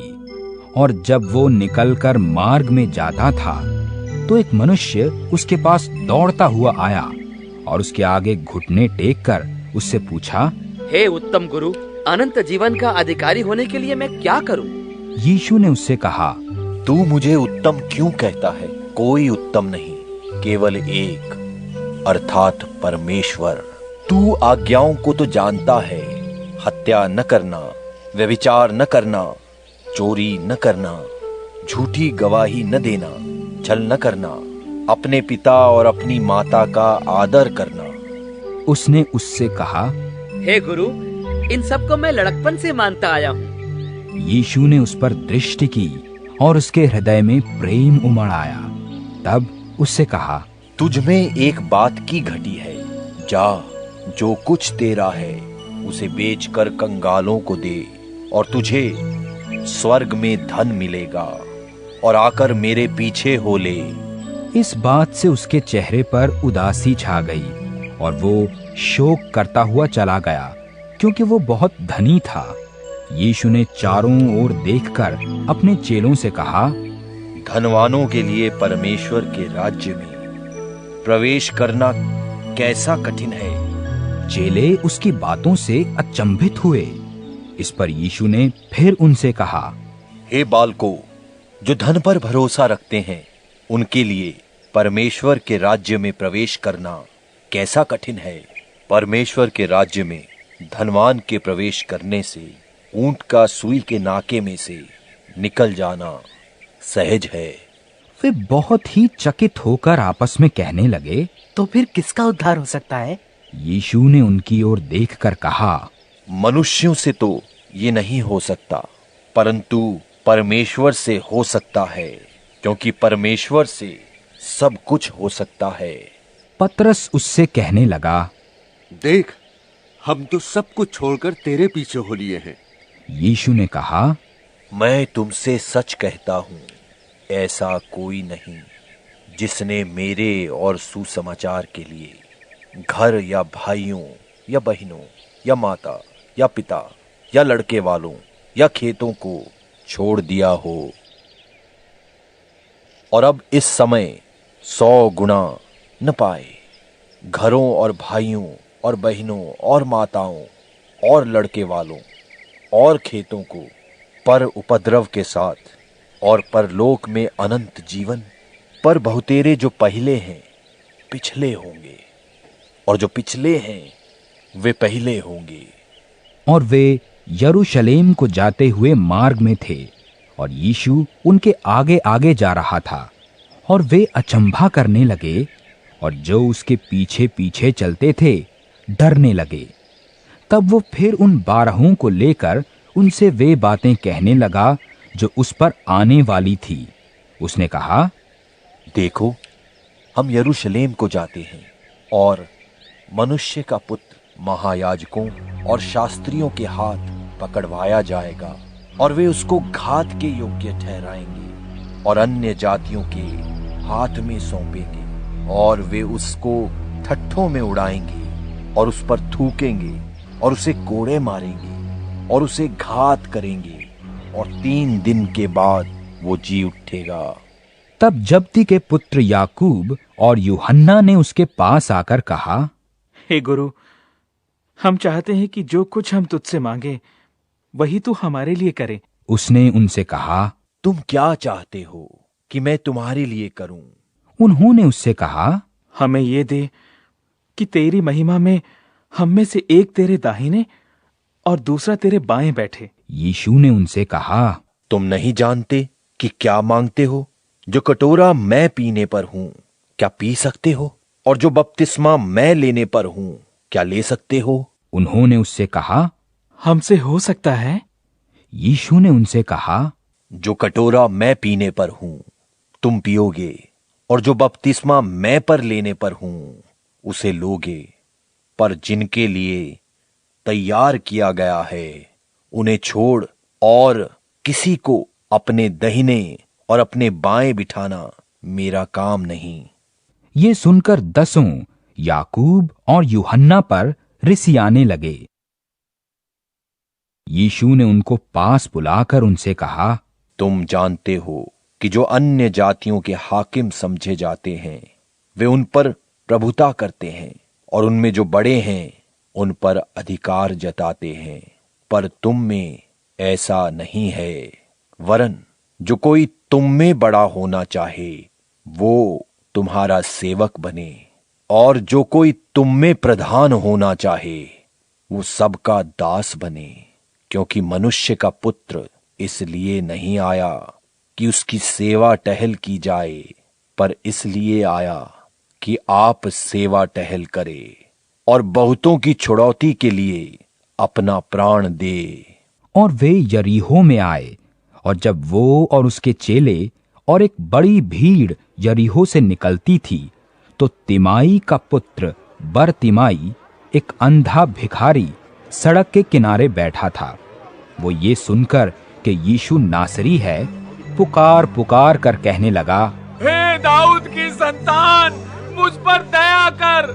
बहुतों ने उसे डांटा कि चुप रहे, पर वो और भी पुकारने लगा, हे दाऊद की संतान, मुझ पर दया कर। तब यीशु ने ठहर कर कहा, उसे बुलाओ।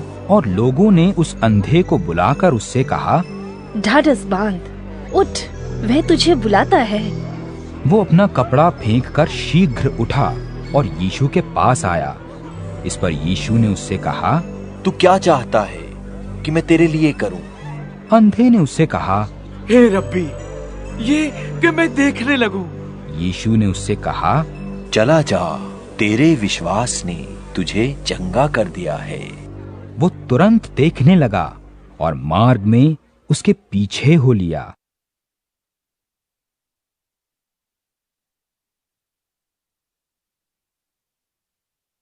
11वां अध्याय।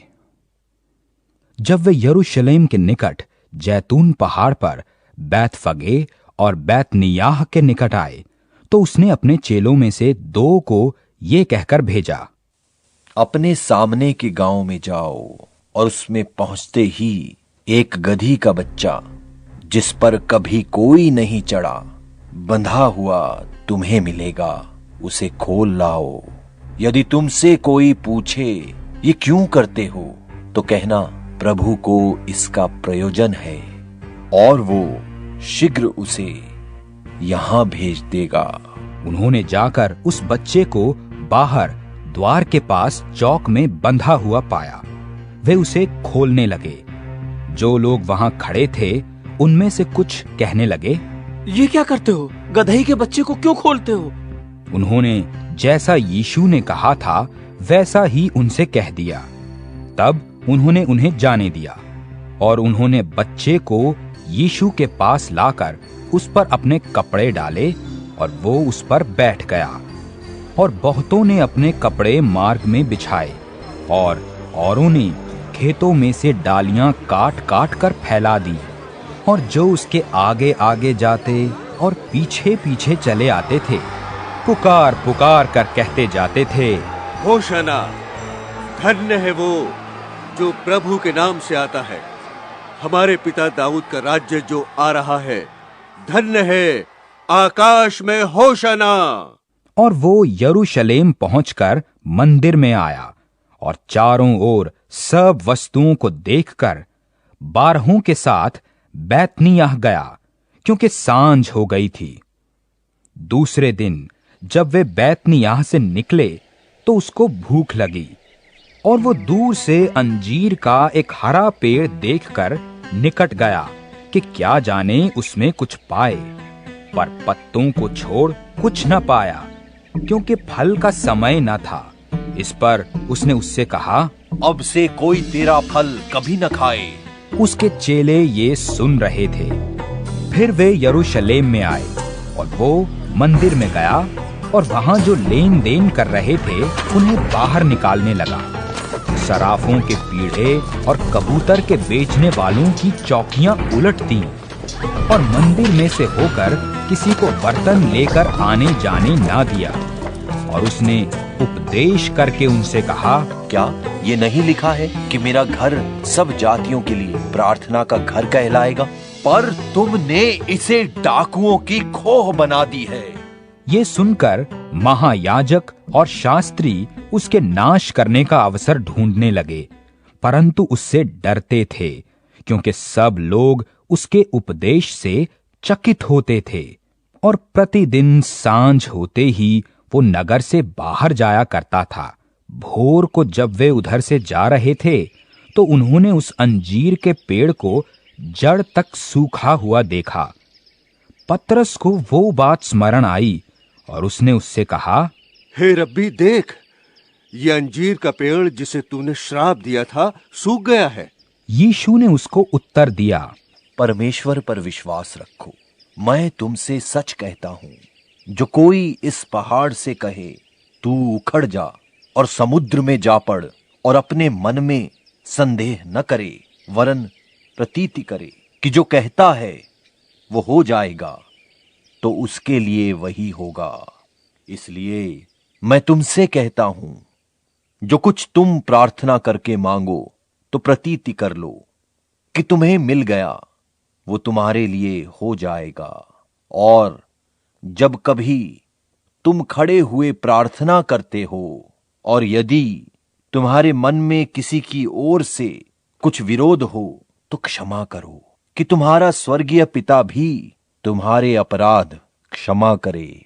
और यदि तुम क्षमा न करो, तो तुम्हारा पिता भी जो स्वर्ग में है तुम्हारा अपराध क्षमा न करेगा। वे फिर यरूशलेम में आए, और जब वो मंदिर में टहल रहा था, तो महायाजक, शास्त्री और पुरनिये उसके पास आकर पूछने लगे, तू ये काम किस अधिकार से करता है? ये अधिकार तुझे किसने दिया है कि तू ये काम करे? यीशु ने उनसे कहा, मैं भी तुमसे एक बात पूछता हूं, मुझे उत्तर दो तो मैं तुम्हें बताऊंगा कि ये काम किस अधिकार से करता हूं। यूहन्ना का बपतिस्मा क्या स्वर्ग की ओर से था या मनुष्यों की ओर से था? मुझे उत्तर दो। तब वे आपस में विवाद करने लगे कि यदि हम कहें स्वर्ग की ओर से, तो वो हमसे कहेगा, फिर तुमने उसकी प्रतीति क्यों ना की? और यदि कहें मनुष्य की ओर से, तो हमें भीड़ का डर है, क्योंकि वे सब यूहन्ना को भविष्यद्वक्ता जानते हैं। सो उन्होंने यीशु को उत्तर दिया, हम नहीं जानते। यीशु ने उनसे कहा, मैं भी तुमको नहीं बताता कि ये काम किस अधिकार से करता हूं।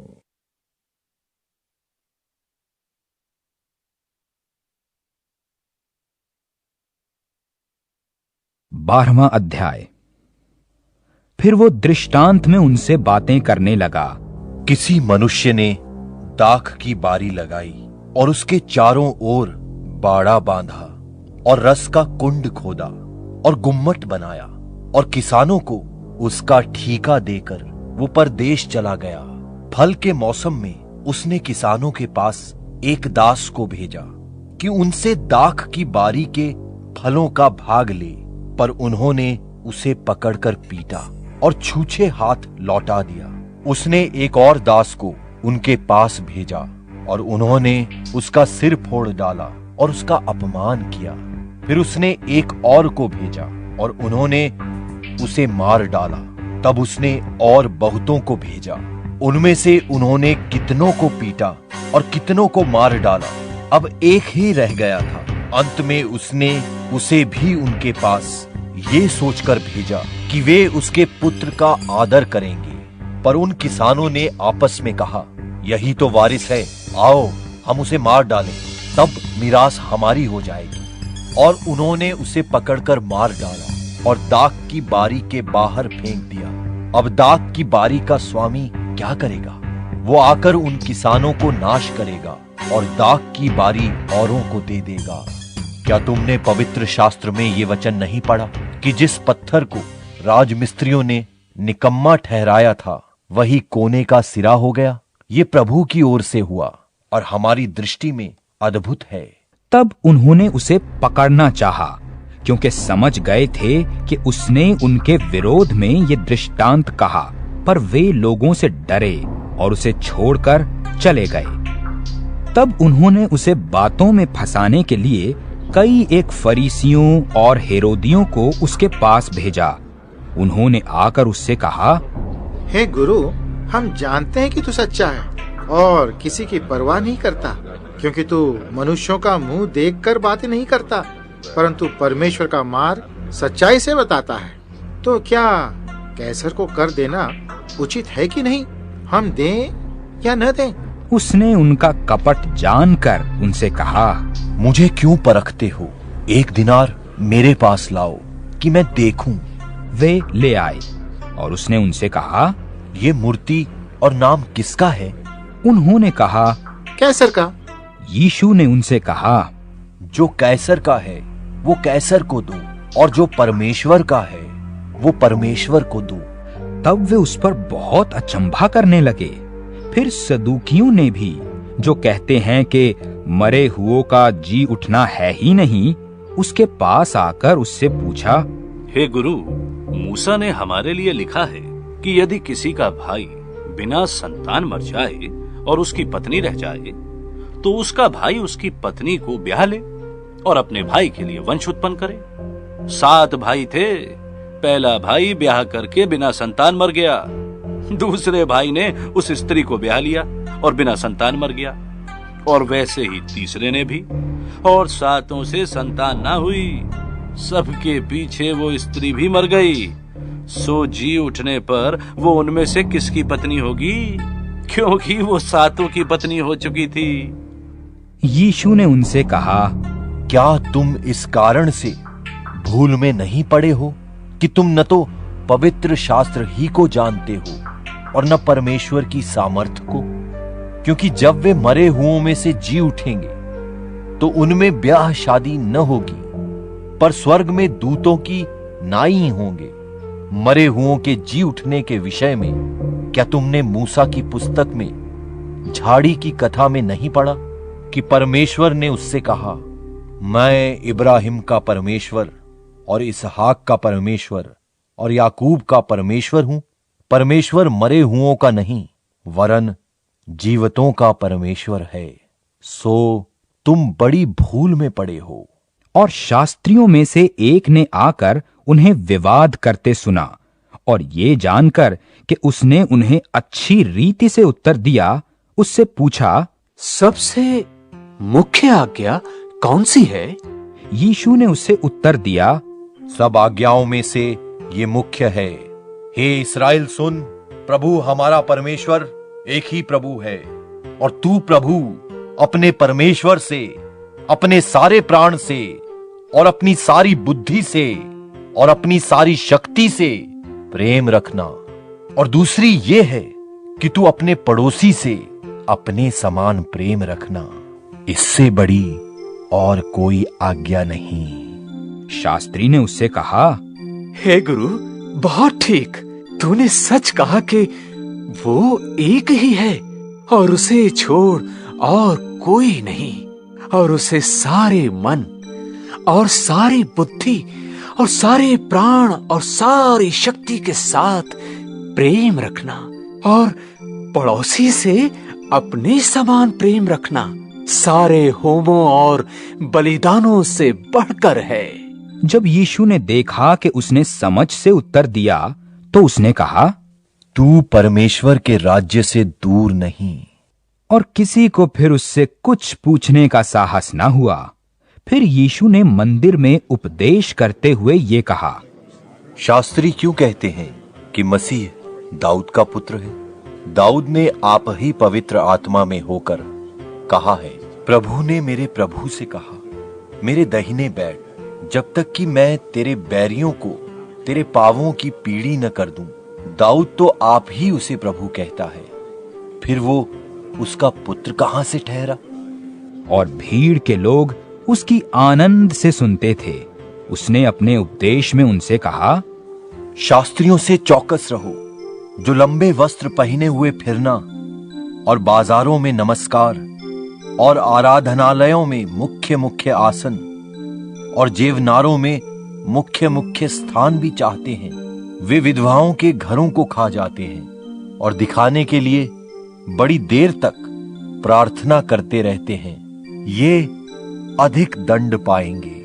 और वो मंदिर के भंडार के सामने बैठकर देख रहा था कि लोग मंदिर के भंडार में किस प्रकार पैसे डालते हैं, और बहुत धनवानों ने बहुत कुछ डाला। इतने में एक कंगाल विधवा ने आकर 2 दमड़ियां, जो 1 पैसे के बराबर होती हैं, डाली। तब उसने अपने चेलों को पास बुलाकर उनसे कहा, मैं तुमसे सच कहता हूं मंदिर के भंडार में डालने वालों में से इस कंगाल विधवा ने सबसे बढ़कर डाला है, क्योंकि सबने अपने धन की बढ़ती में से डाला है, परंतु इसने अपनी घटी में से जो कुछ उसका था अर्थात अपनी सारी जीविका डाल दी है।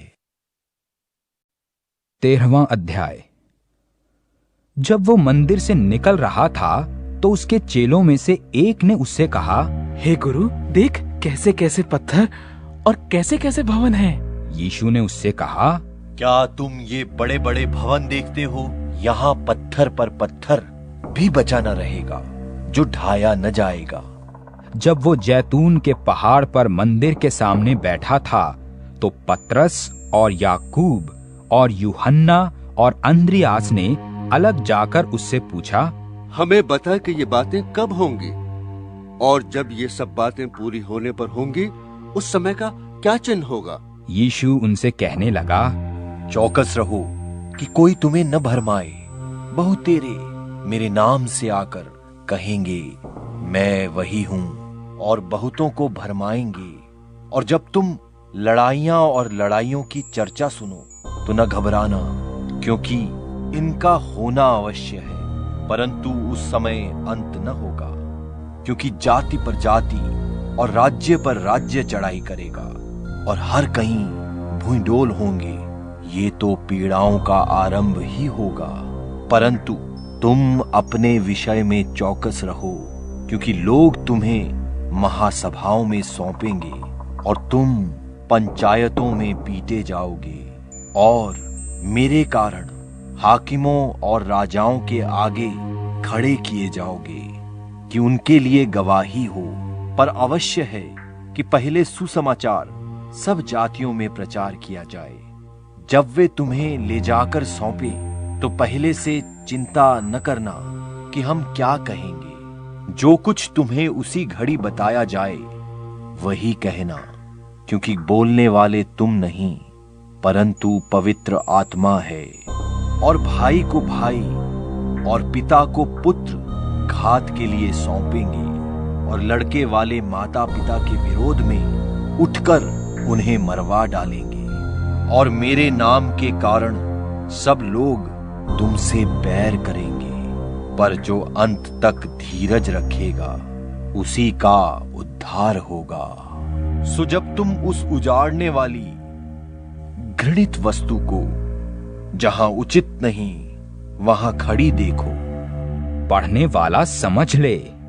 तब जो यहूदियों में हो वे पहाड़ों पर भाग जाएं। जो कोठे पर हो वो अपने घर से कुछ लेने को नीचे न उतरे और न भीतर जाए। और जो खेत में हो वो अपना कपड़ा लेने के लिए पीछे न लौटे। उन दिनों में जो गर्भवती और दूध पिलाती होंगी और प्रार्थना किया करो कि ये जाड़े में न हो, क्योंकि वे दिन ऐसे क्लेश के होंगे कि सृष्टि के आरंभ से जो परमेश्वर ने सृजी है अब तक न तो हुए और न फिर कभी होंगे। और यदि प्रभु उन दिनों को न घटाता तो कोई प्राणी भी न बचता, परंतु उन चुने हुओं के कारण जिनको उसने चुना है उसने उन दिनों को घटाया है। उस समय यदि कोई तुमसे कहे देखो मसीह यहां है या देखो वहां है, तो प्रतीति न करना, क्योंकि झूठे मसीह और झूठे भविष्यद्वक्ता उठ खड़े होंगे और चिन्ह और अद्भुत काम दिखाएंगे कि यदि हो सके तो चुने हुओं को भी भरमा दे। पर तुम चौकस रहो। देखो मैंने तुम्हें सब बातें पहले ही से कह दी हैं। उन दिनों में उस क्लेश के बाद सूरज अंधेरा हो जाएगा और चांद प्रकाश न देगा और आकाश से तारा गण गिरने लगेंगे और आकाश की शक्तियां हिलाई जाएंगी। तब लोग मनुष्य के पुत्र को बड़ी सामर्थ और महिमा के साथ बादलों में आते देखेंगे। उस समय वो अपने दूतों को भेजकर पृथ्वी की इस छोर से आकाश की उस छोर तक चारों दिशा से अपने चुने हुए लोगों को इकट्ठे करेगा। अंजीर के पेड़ से ये दृष्टांत सीखो, जब उसकी डाली कोमल हो जाती और पत्ते निकलने लगते हैं तो तुम जान लेते हो कि ग्रीष्मकाल निकट है। इसी रीति से जब तुम इन बातों को होते देखो तो जान लो कि वो निकट है, वरन द्वार ही पर है। मैं तुमसे सच कहता हूं, जब तक ये सब बातें न हो लेंगी तब तक ये लोग जाते न रहेंगे। आकाश और पृथ्वी टल जाएंगे, परंतु मेरी बातें कभी न टलेंगी। उस दिन या उस घड़ी के विषय में कोई नहीं जानता, न स्वर्ग के दूत और न पुत्र, परंतु केवल पिता। देखो, जागते और प्रार्थना करते रहो, क्योंकि तुम नहीं जानते कि वो समय कब आएगा। ये उस मनुष्य की सी दशा है जो परदेश जाते समय अपना घर छोड़ जाए और अपने दासों को अधिकार दे और हर एक को उसका काम जता दे और द्वारपाल को जागते रहने की आज्ञा दे। इसलिए जागते रहो, क्योंकि तुम नहीं जानते कि घर का स्वामी कब आएगा, सांझ को या आधी रात को, या मुर्ग के बांग देने के समय, या भोर को। ऐसा न हो कि वो अचानक आकर तुम्हें सोते पाए। जो मैं तुमसे कहता हूं वही सबसे कहता हूं, जागते रहो।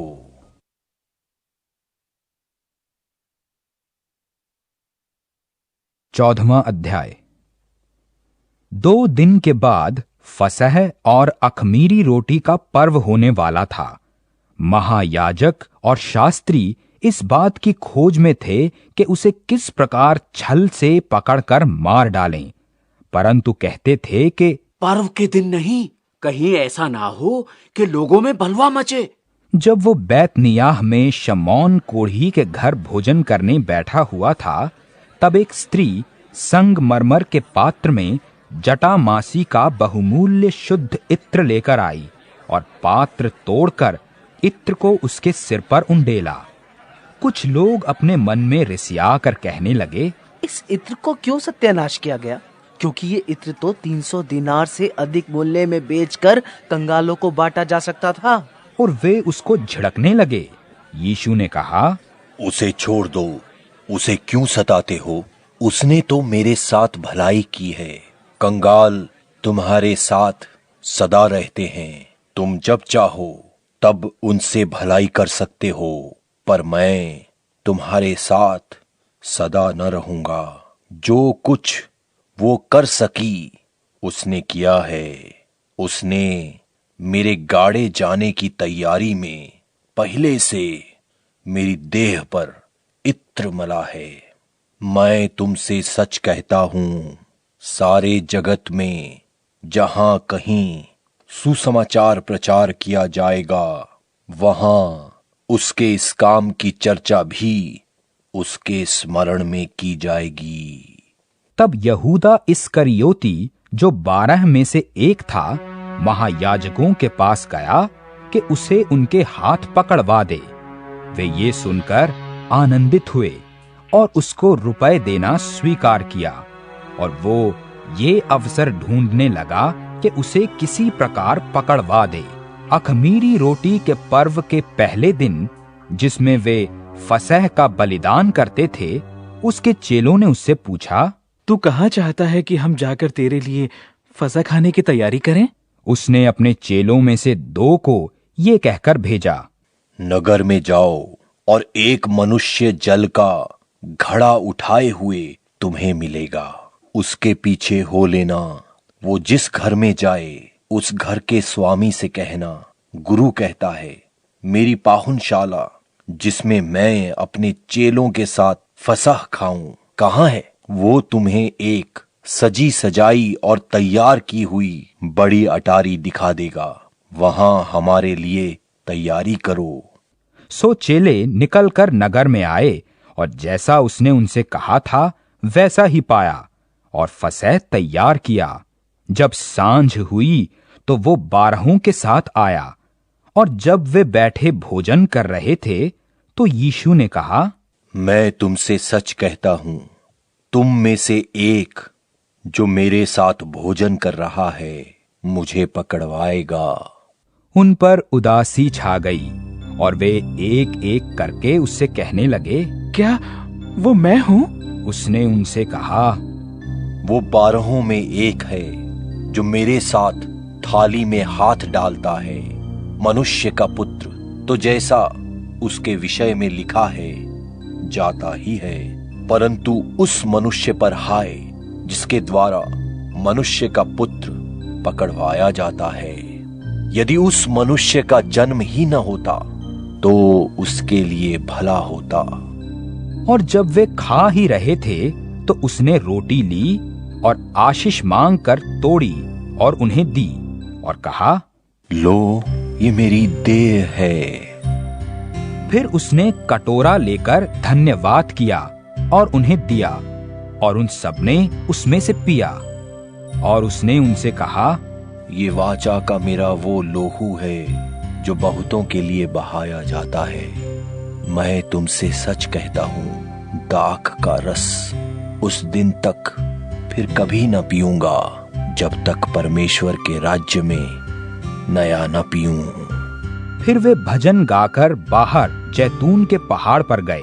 तब यीशु ने उनसे कहा, तुम सब ठोकर खाओगे, क्योंकि लिखा है, मैं रखवाले को मारूंगा और भेड़ तितर बितर हो जाएंगी। परंतु मैं अपने जी उठने के बाद तुमसे पहले गलील को जाऊंगा। पतरस ने उससे कहा, यदि सब ठोकर खाएं तो खाएं, पर मैं ठोकर नहीं खाऊंगा। यीशु ने उससे कहा, मैं तुझसे सच कहता हूं, आज ही इसी रात मुर्गे के 2 बार बांग देने से पहले तू 3 बार मुझसे मुकर जाएगा। पर उसने और भी जोर देकर कहा, यदि मुझे तेरे साथ मरना भी पड़े तो भी तेरा इनकार कभी न करूंगा। इसी प्रकार और सबने भी कहा। फिर वे गतसमने नाम एक जगह में आए और उसने अपने चेलों से कहा, यहां बैठे रहो जब तक मैं प्रार्थना करूं। और वो पतरस और याकूब और यूहन्ना को अपने साथ ले गया और बहुत ही अधीर और व्याकुल होने लगा और उनसे कहा, मेरा मन बहुत उदास है, यहाँ तक कि मैं मरने पर हूँ। तुम यहाँ ठहरो और जागते रहो। और वो थोड़ा आगे बढ़ा और भूमि पर गिरकर प्रार्थना करने लगा, यदि हो सके तो ये घड़ी मुझ पर से टल जाए। और कहा, हे अब्बा, हे पिता, तुझसे सब कुछ हो सकता है। इस कटोरे को मुझसे हटा ले, तो भी जैसा मैं चाहता हूं वैसा नहीं, पर जो तू चाहता है वही हो। फिर वो आया और उन्हें सोते पाकर पतरस से कहा, हे शमौन, तू सो रहा है? क्या तू एक घड़ी भी न जाग सका? जागते और प्रार्थना करते रहो कि तुम परीक्षा में न पड़ो।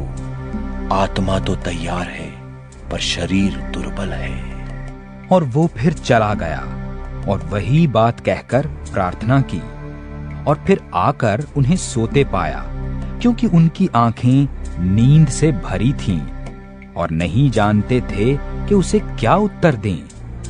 तब तीसरी बार आकर उनसे कहा, अब सोते रहो और विश्राम करो, बस घड़ी आ पहुंची।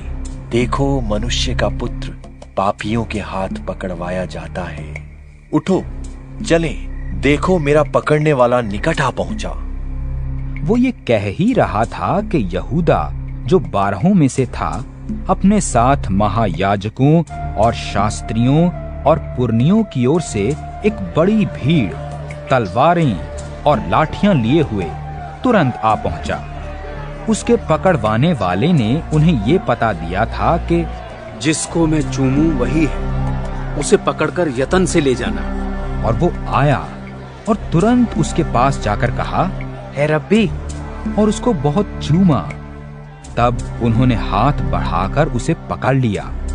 उनमें से जो पास खड़े थे, एक ने तलवार खींचकर महायाजक के दास पर चलाई और उसका कान उड़ा दिया। यीशु ने उनसे कहा, क्या तुम डाकू जानकर मुझे पकड़ने के लिए तलवारें और लाठियां लेकर निकले हो? मैं तो हर दिन मंदिर में तुम्हारे साथ रहकर उपदेश दिया करता था, और तब तुमने मुझे न पकड़ा। परंतु ये इसलिए हुआ है कि पवित्र शास्त्र की बातें पूरी हो। इस पर सब चेले उसे छोड़कर भाग गए, और एक जवान अपनी नंगी देह पर चादर ओढ़े हुए उसके पीछे हो लिया। लोगों ने उसे पकड़ा, पर वो चादर छोड़कर नंगा भाग गया। तब वे यीशु को महायाजक के पास ले गए, और सब महायाजक और पुरनिये और शास्त्री उसके यहां इकट्ठे हुए।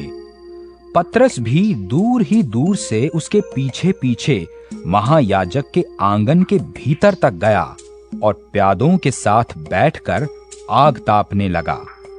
महायाजक और सारी महासभा यीशु के मार डालने के लिए उसके विरोध में गवाही की खोज में थे, पर न मिली, क्योंकि बहुतेरे उसके विरोध में झूठी गवाही दे रहे थे, पर उनकी गवाही एक सी ना थी। तब कितनों ने उठकर उस पर ये झूठी गवाही दी, हमने इसे ये कहते सुना है कि मैं इस हाथ के बनाए हुए मंदिर को ढा दूंगा और 3 दिन में दूसरा बनाऊंगा जो हाथ से ना बना हो। इस पर भी उनकी गवाही एक सी ना निकली। तब महायाजक ने बीच में खड़े होकर यीशु से पूछा। महायाजक ने उससे फिर पूछा, तू कोई उत्तर नहीं देता? ये लोग तेरे विरोध में क्या गवाही देते हैं? परंतु वो मौन साधे रहा और कुछ उत्तर न दिया। महायाजक ने उससे फिर पूछा, क्या तू उस परम धन्य का पुत्र मसीह है? यीशु ने कहा, हाँ मैं हूँ, और तुम मनुष्य के पुत्र को सर्वशक्तिमान की दाहिनी ओर बैठे और आकाश के बादलों के साथ आते देखोगे। तब महायाजक ने अपने वस्त्र फाड़ कर कहा, अब हमें गवाहों का और क्या प्रयोजन? तुमने ये निंदा सुनी, तुम्हारी क्या राय है? उन सब ने कहा, वो वध के योग्य है, वो वध के योग्य है। तब तो कोई उस पर थूकने और कोई उसका मुंह ढांपने और उसे घूंसे मारने और उससे कहने लगे, भविष्यवाणी कर। और प्यादों ने उसे लेकर थप्पड़ मारे। जब पतरस नीचे आंगन में था तो महायाजक की लौंडियों में से एक वहां आई और पतरस को आग तापते देखकर उस पर टकटकी लगाकर देखा और कहने लगी, तू भी तो उस नासरी यीशु के साथ था। वो मुकर गया और कहा, मैं नहीं जानता और नहीं समझता कि तू क्या कह रही है। फिर वो बाहर डेवड़ी पर गया और मुर्ग ने बांग दी। वो लौंडी उसे देखकर उनसे जो पास खड़े थे फिर कहने लगी, ये उनमें से एक है। परंतु वो फिर मुकर गया। और थोड़ी देर बाद उन्होंने जो पास खड़े थे फिर पतरस से कहा, निश्चय तू उनमें से एक है, क्योंकि तू गलीली भी है। तब वो धिक्कार देने और शपथ खाने लगा कि उस मनुष्य को जिसकी तुम चर्चा करते हो मैं नहीं जानता। तब तुरंत दूसरी बार मुर्ग ने बांग दी। पतरस को वो बात जो यीशु ने उससे कही थी स्मरण आई कि मुर्ग के 2 बार बांग देने से पहले तू 3 बार मेरा इनकार करेगा। वो इस बात को सोचकर रोने लगा।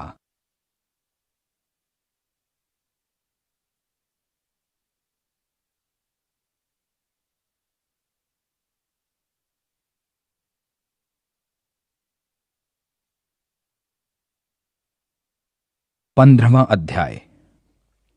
और भोर होते ही तुरंत महायाजकों, पुरनियों और शास्त्रियों ने वरन सारी महासभा ने सलाह करके यीशु को बंधवाया और उसे ले जाकर पीलातुस के हाथ सौंप दिया। पीलातुस ने उससे पूछा, क्या तू यहूदियों का राजा है? उसने उसको उत्तर दिया, तू आप ही कह रहा है। और महायाजक उस पर बहुत बातों का दोष लगा रहे थे। पीलातुस ने उससे फिर पूछा, क्या तू उत्तर नहीं देता? देखिए तुझ पर कितनी बातों का दोष लगाते हैं। यीशु ने फिर कुछ उत्तर नहीं दिया, यहाँ तक कि पीलातुस को बड़ा आश्चर्य हुआ। वो उस पर्व में किसी एक बंधुए को, जिसे वे चाहते थे, उनके लिए छोड़ दिया करता था। बरअब्बा नाम का एक मनुष्य उन बलवाइयों के साथ बंधुआ था जिन्होंने बलवे में हत्या की थी। भीड़ ऊपर जाकर उससे विनती करने लगी, जैसा तू हमारे लिए करता आया है वैसा ही कर।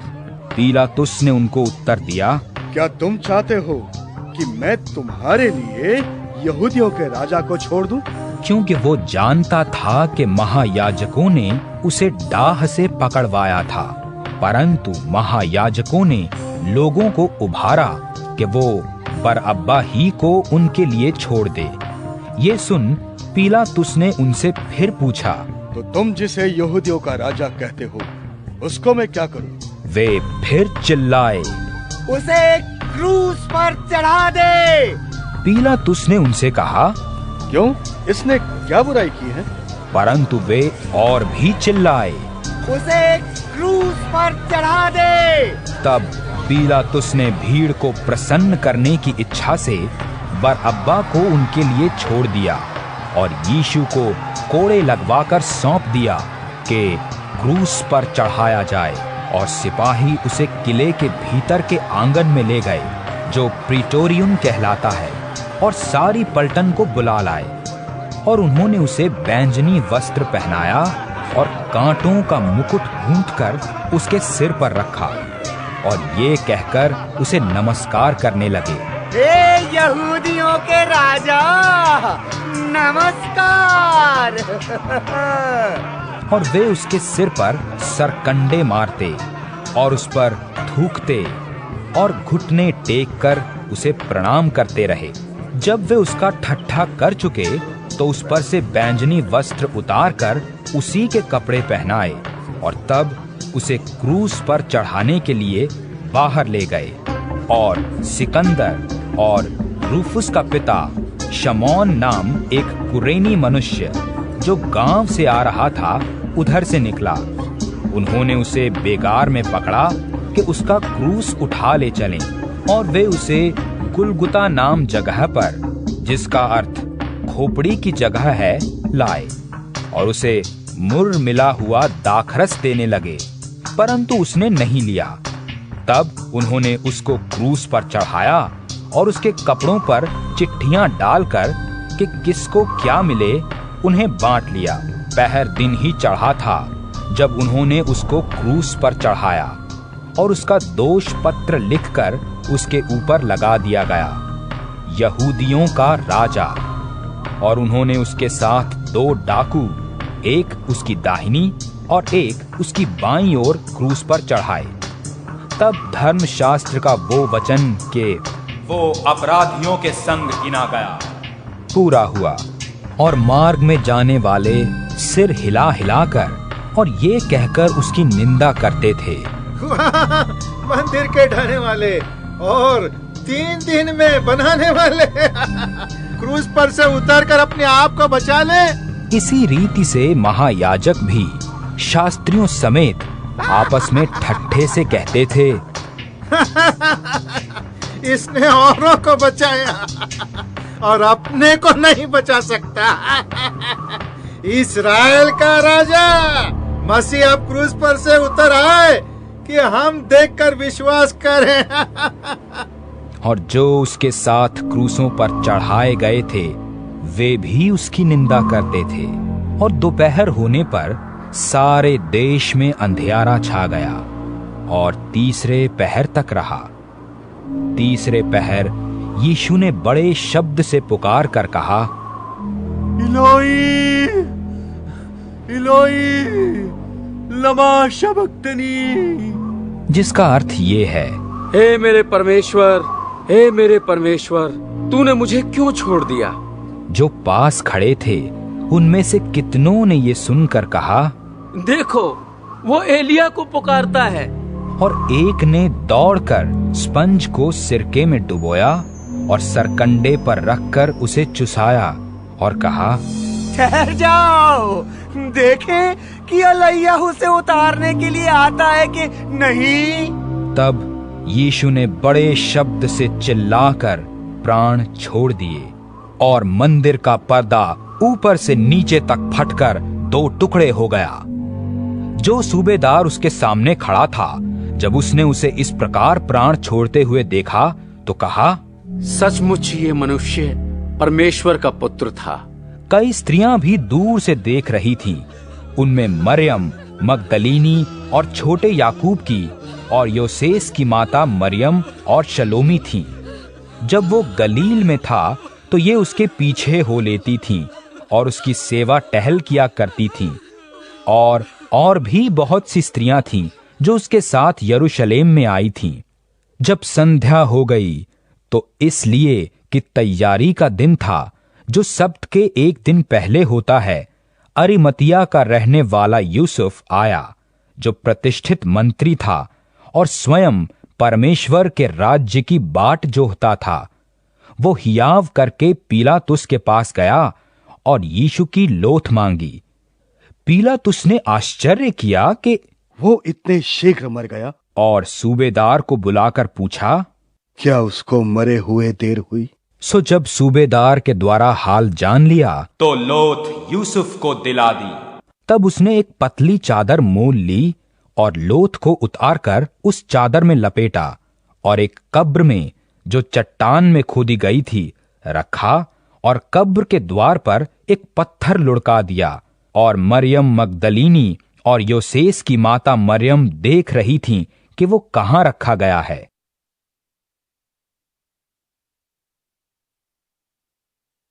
16वां अध्याय। जब सब्त का दिन बीत गया तो मरियम मगदलीनी और याकूब की माता मरियम और शलोमी ने सुगंधित वस्तुएं मोल ली कि जाकर उस पर मलें। सप्ताह के पहले दिन बड़ी भोर, जब सूरज निकला ही था, वे कब्र पर आईं।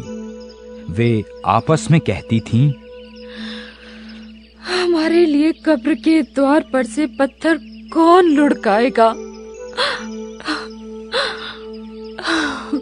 जब उन्होंने आंख उठाई तो देखा कि पत्थर लुढ़का हुआ है, क्योंकि वो बहुत बड़ा था। और कब्र के भीतर जाकर उन्होंने एक जवान को श्वेत वस्त्र पहने हुए दाहिनी ओर बैठे देखा और बहुत चकित हुई। उसने उनसे कहा, चकित मत हो, तुम यीशु नासरी को जो क्रूस पर चढ़ाया गया था ढूंढती हो। वो जी उठा है, यहां नहीं है। देखो, यही वो स्थान है जहां उन्होंने उसे रखा था। परंतु तुम जाओ और उसके चेलों और पतरस से कहो कि वो तुमसे पहले गलील को जाएगा। जैसा उसने तुमसे कहा था, तुम वहीं उसे देखोगी। और वे निकलकर कब्र से भाग गईं, क्योंकि कंपकंपी और घबराहट उन पर छा गई थी। और उन्होंने किसी से कुछ न कहा, क्योंकि डरती थीं। सप्ताह के पहले दिन भोर होते ही वो जी उठकर सबसे पहले मरियम मगदलीनी को, जिसमें से उसने 7 दुष्ट आत्माएं निकाली थीं, दिखाई दिया। उसने जाकर उसके साथियों को, जो शोक में डूबे थे और रो रहे थे, समाचार दिया। और उन्होंने ये सुनकर कि वो जीवित है और उसने उसे देखा है, प्रतीति न की। इसके बाद वो दूसरे रूप में उनसे 2 को, जब वे गांव की ओर जा रहे थे, दिखाई दिया। उन्होंने भी जाकर समाचार दिया, परंतु उन्होंने उनकी भी प्रतीति न की। पीछे वो उन 11 को भी, जब वे भोजन करने बैठे थे, दिखाई दिया। और उनके अविश्वास और मन की कठोरता पर उलाहना दिया, क्योंकि जिन्होंने उसके जी उठने के बाद उसे देखा था, उन्होंने उनकी प्रतीति न की थी। और उसने उनसे कहा, तुम सारे जगत में जाकर सारी सृष्टि के लोगों को सुसमाचार प्रचार करो। जो विश्वास करे और बपतिस्मा ले उसी का उद्धार होगा, परंतु जो विश्वास न करेगा वो दोषी ठहराया जाएगा। और विश्वास करने वालों में ये चिन्ह होंगे, वे मेरे नाम से दुष्ट आत्माओं को निकालेंगे, नई नई भाषा बोलेंगे, सांपों को उठा लेंगे, और यदि वे नाशक वस्तु भी पी जाएं, तो भी उनकी कुछ हानि न होगी। वे बीमारों पर हाथ रखेंगे और वे चंगे हो जाएंगे। निदान प्रभु यीशु उनसे बातें करने के बाद स्वर्ग पर उठा लिया गया और परमेश्वर की दाहिनी ओर बैठ गया। और उन्होंने निकलकर हर जगह प्रचार किया, और प्रभु उनके साथ काम करता रहा और उन चिन्हों के द्वारा जो साथ साथ होते थे वचन को दृढ़ करता रहा। आमीन।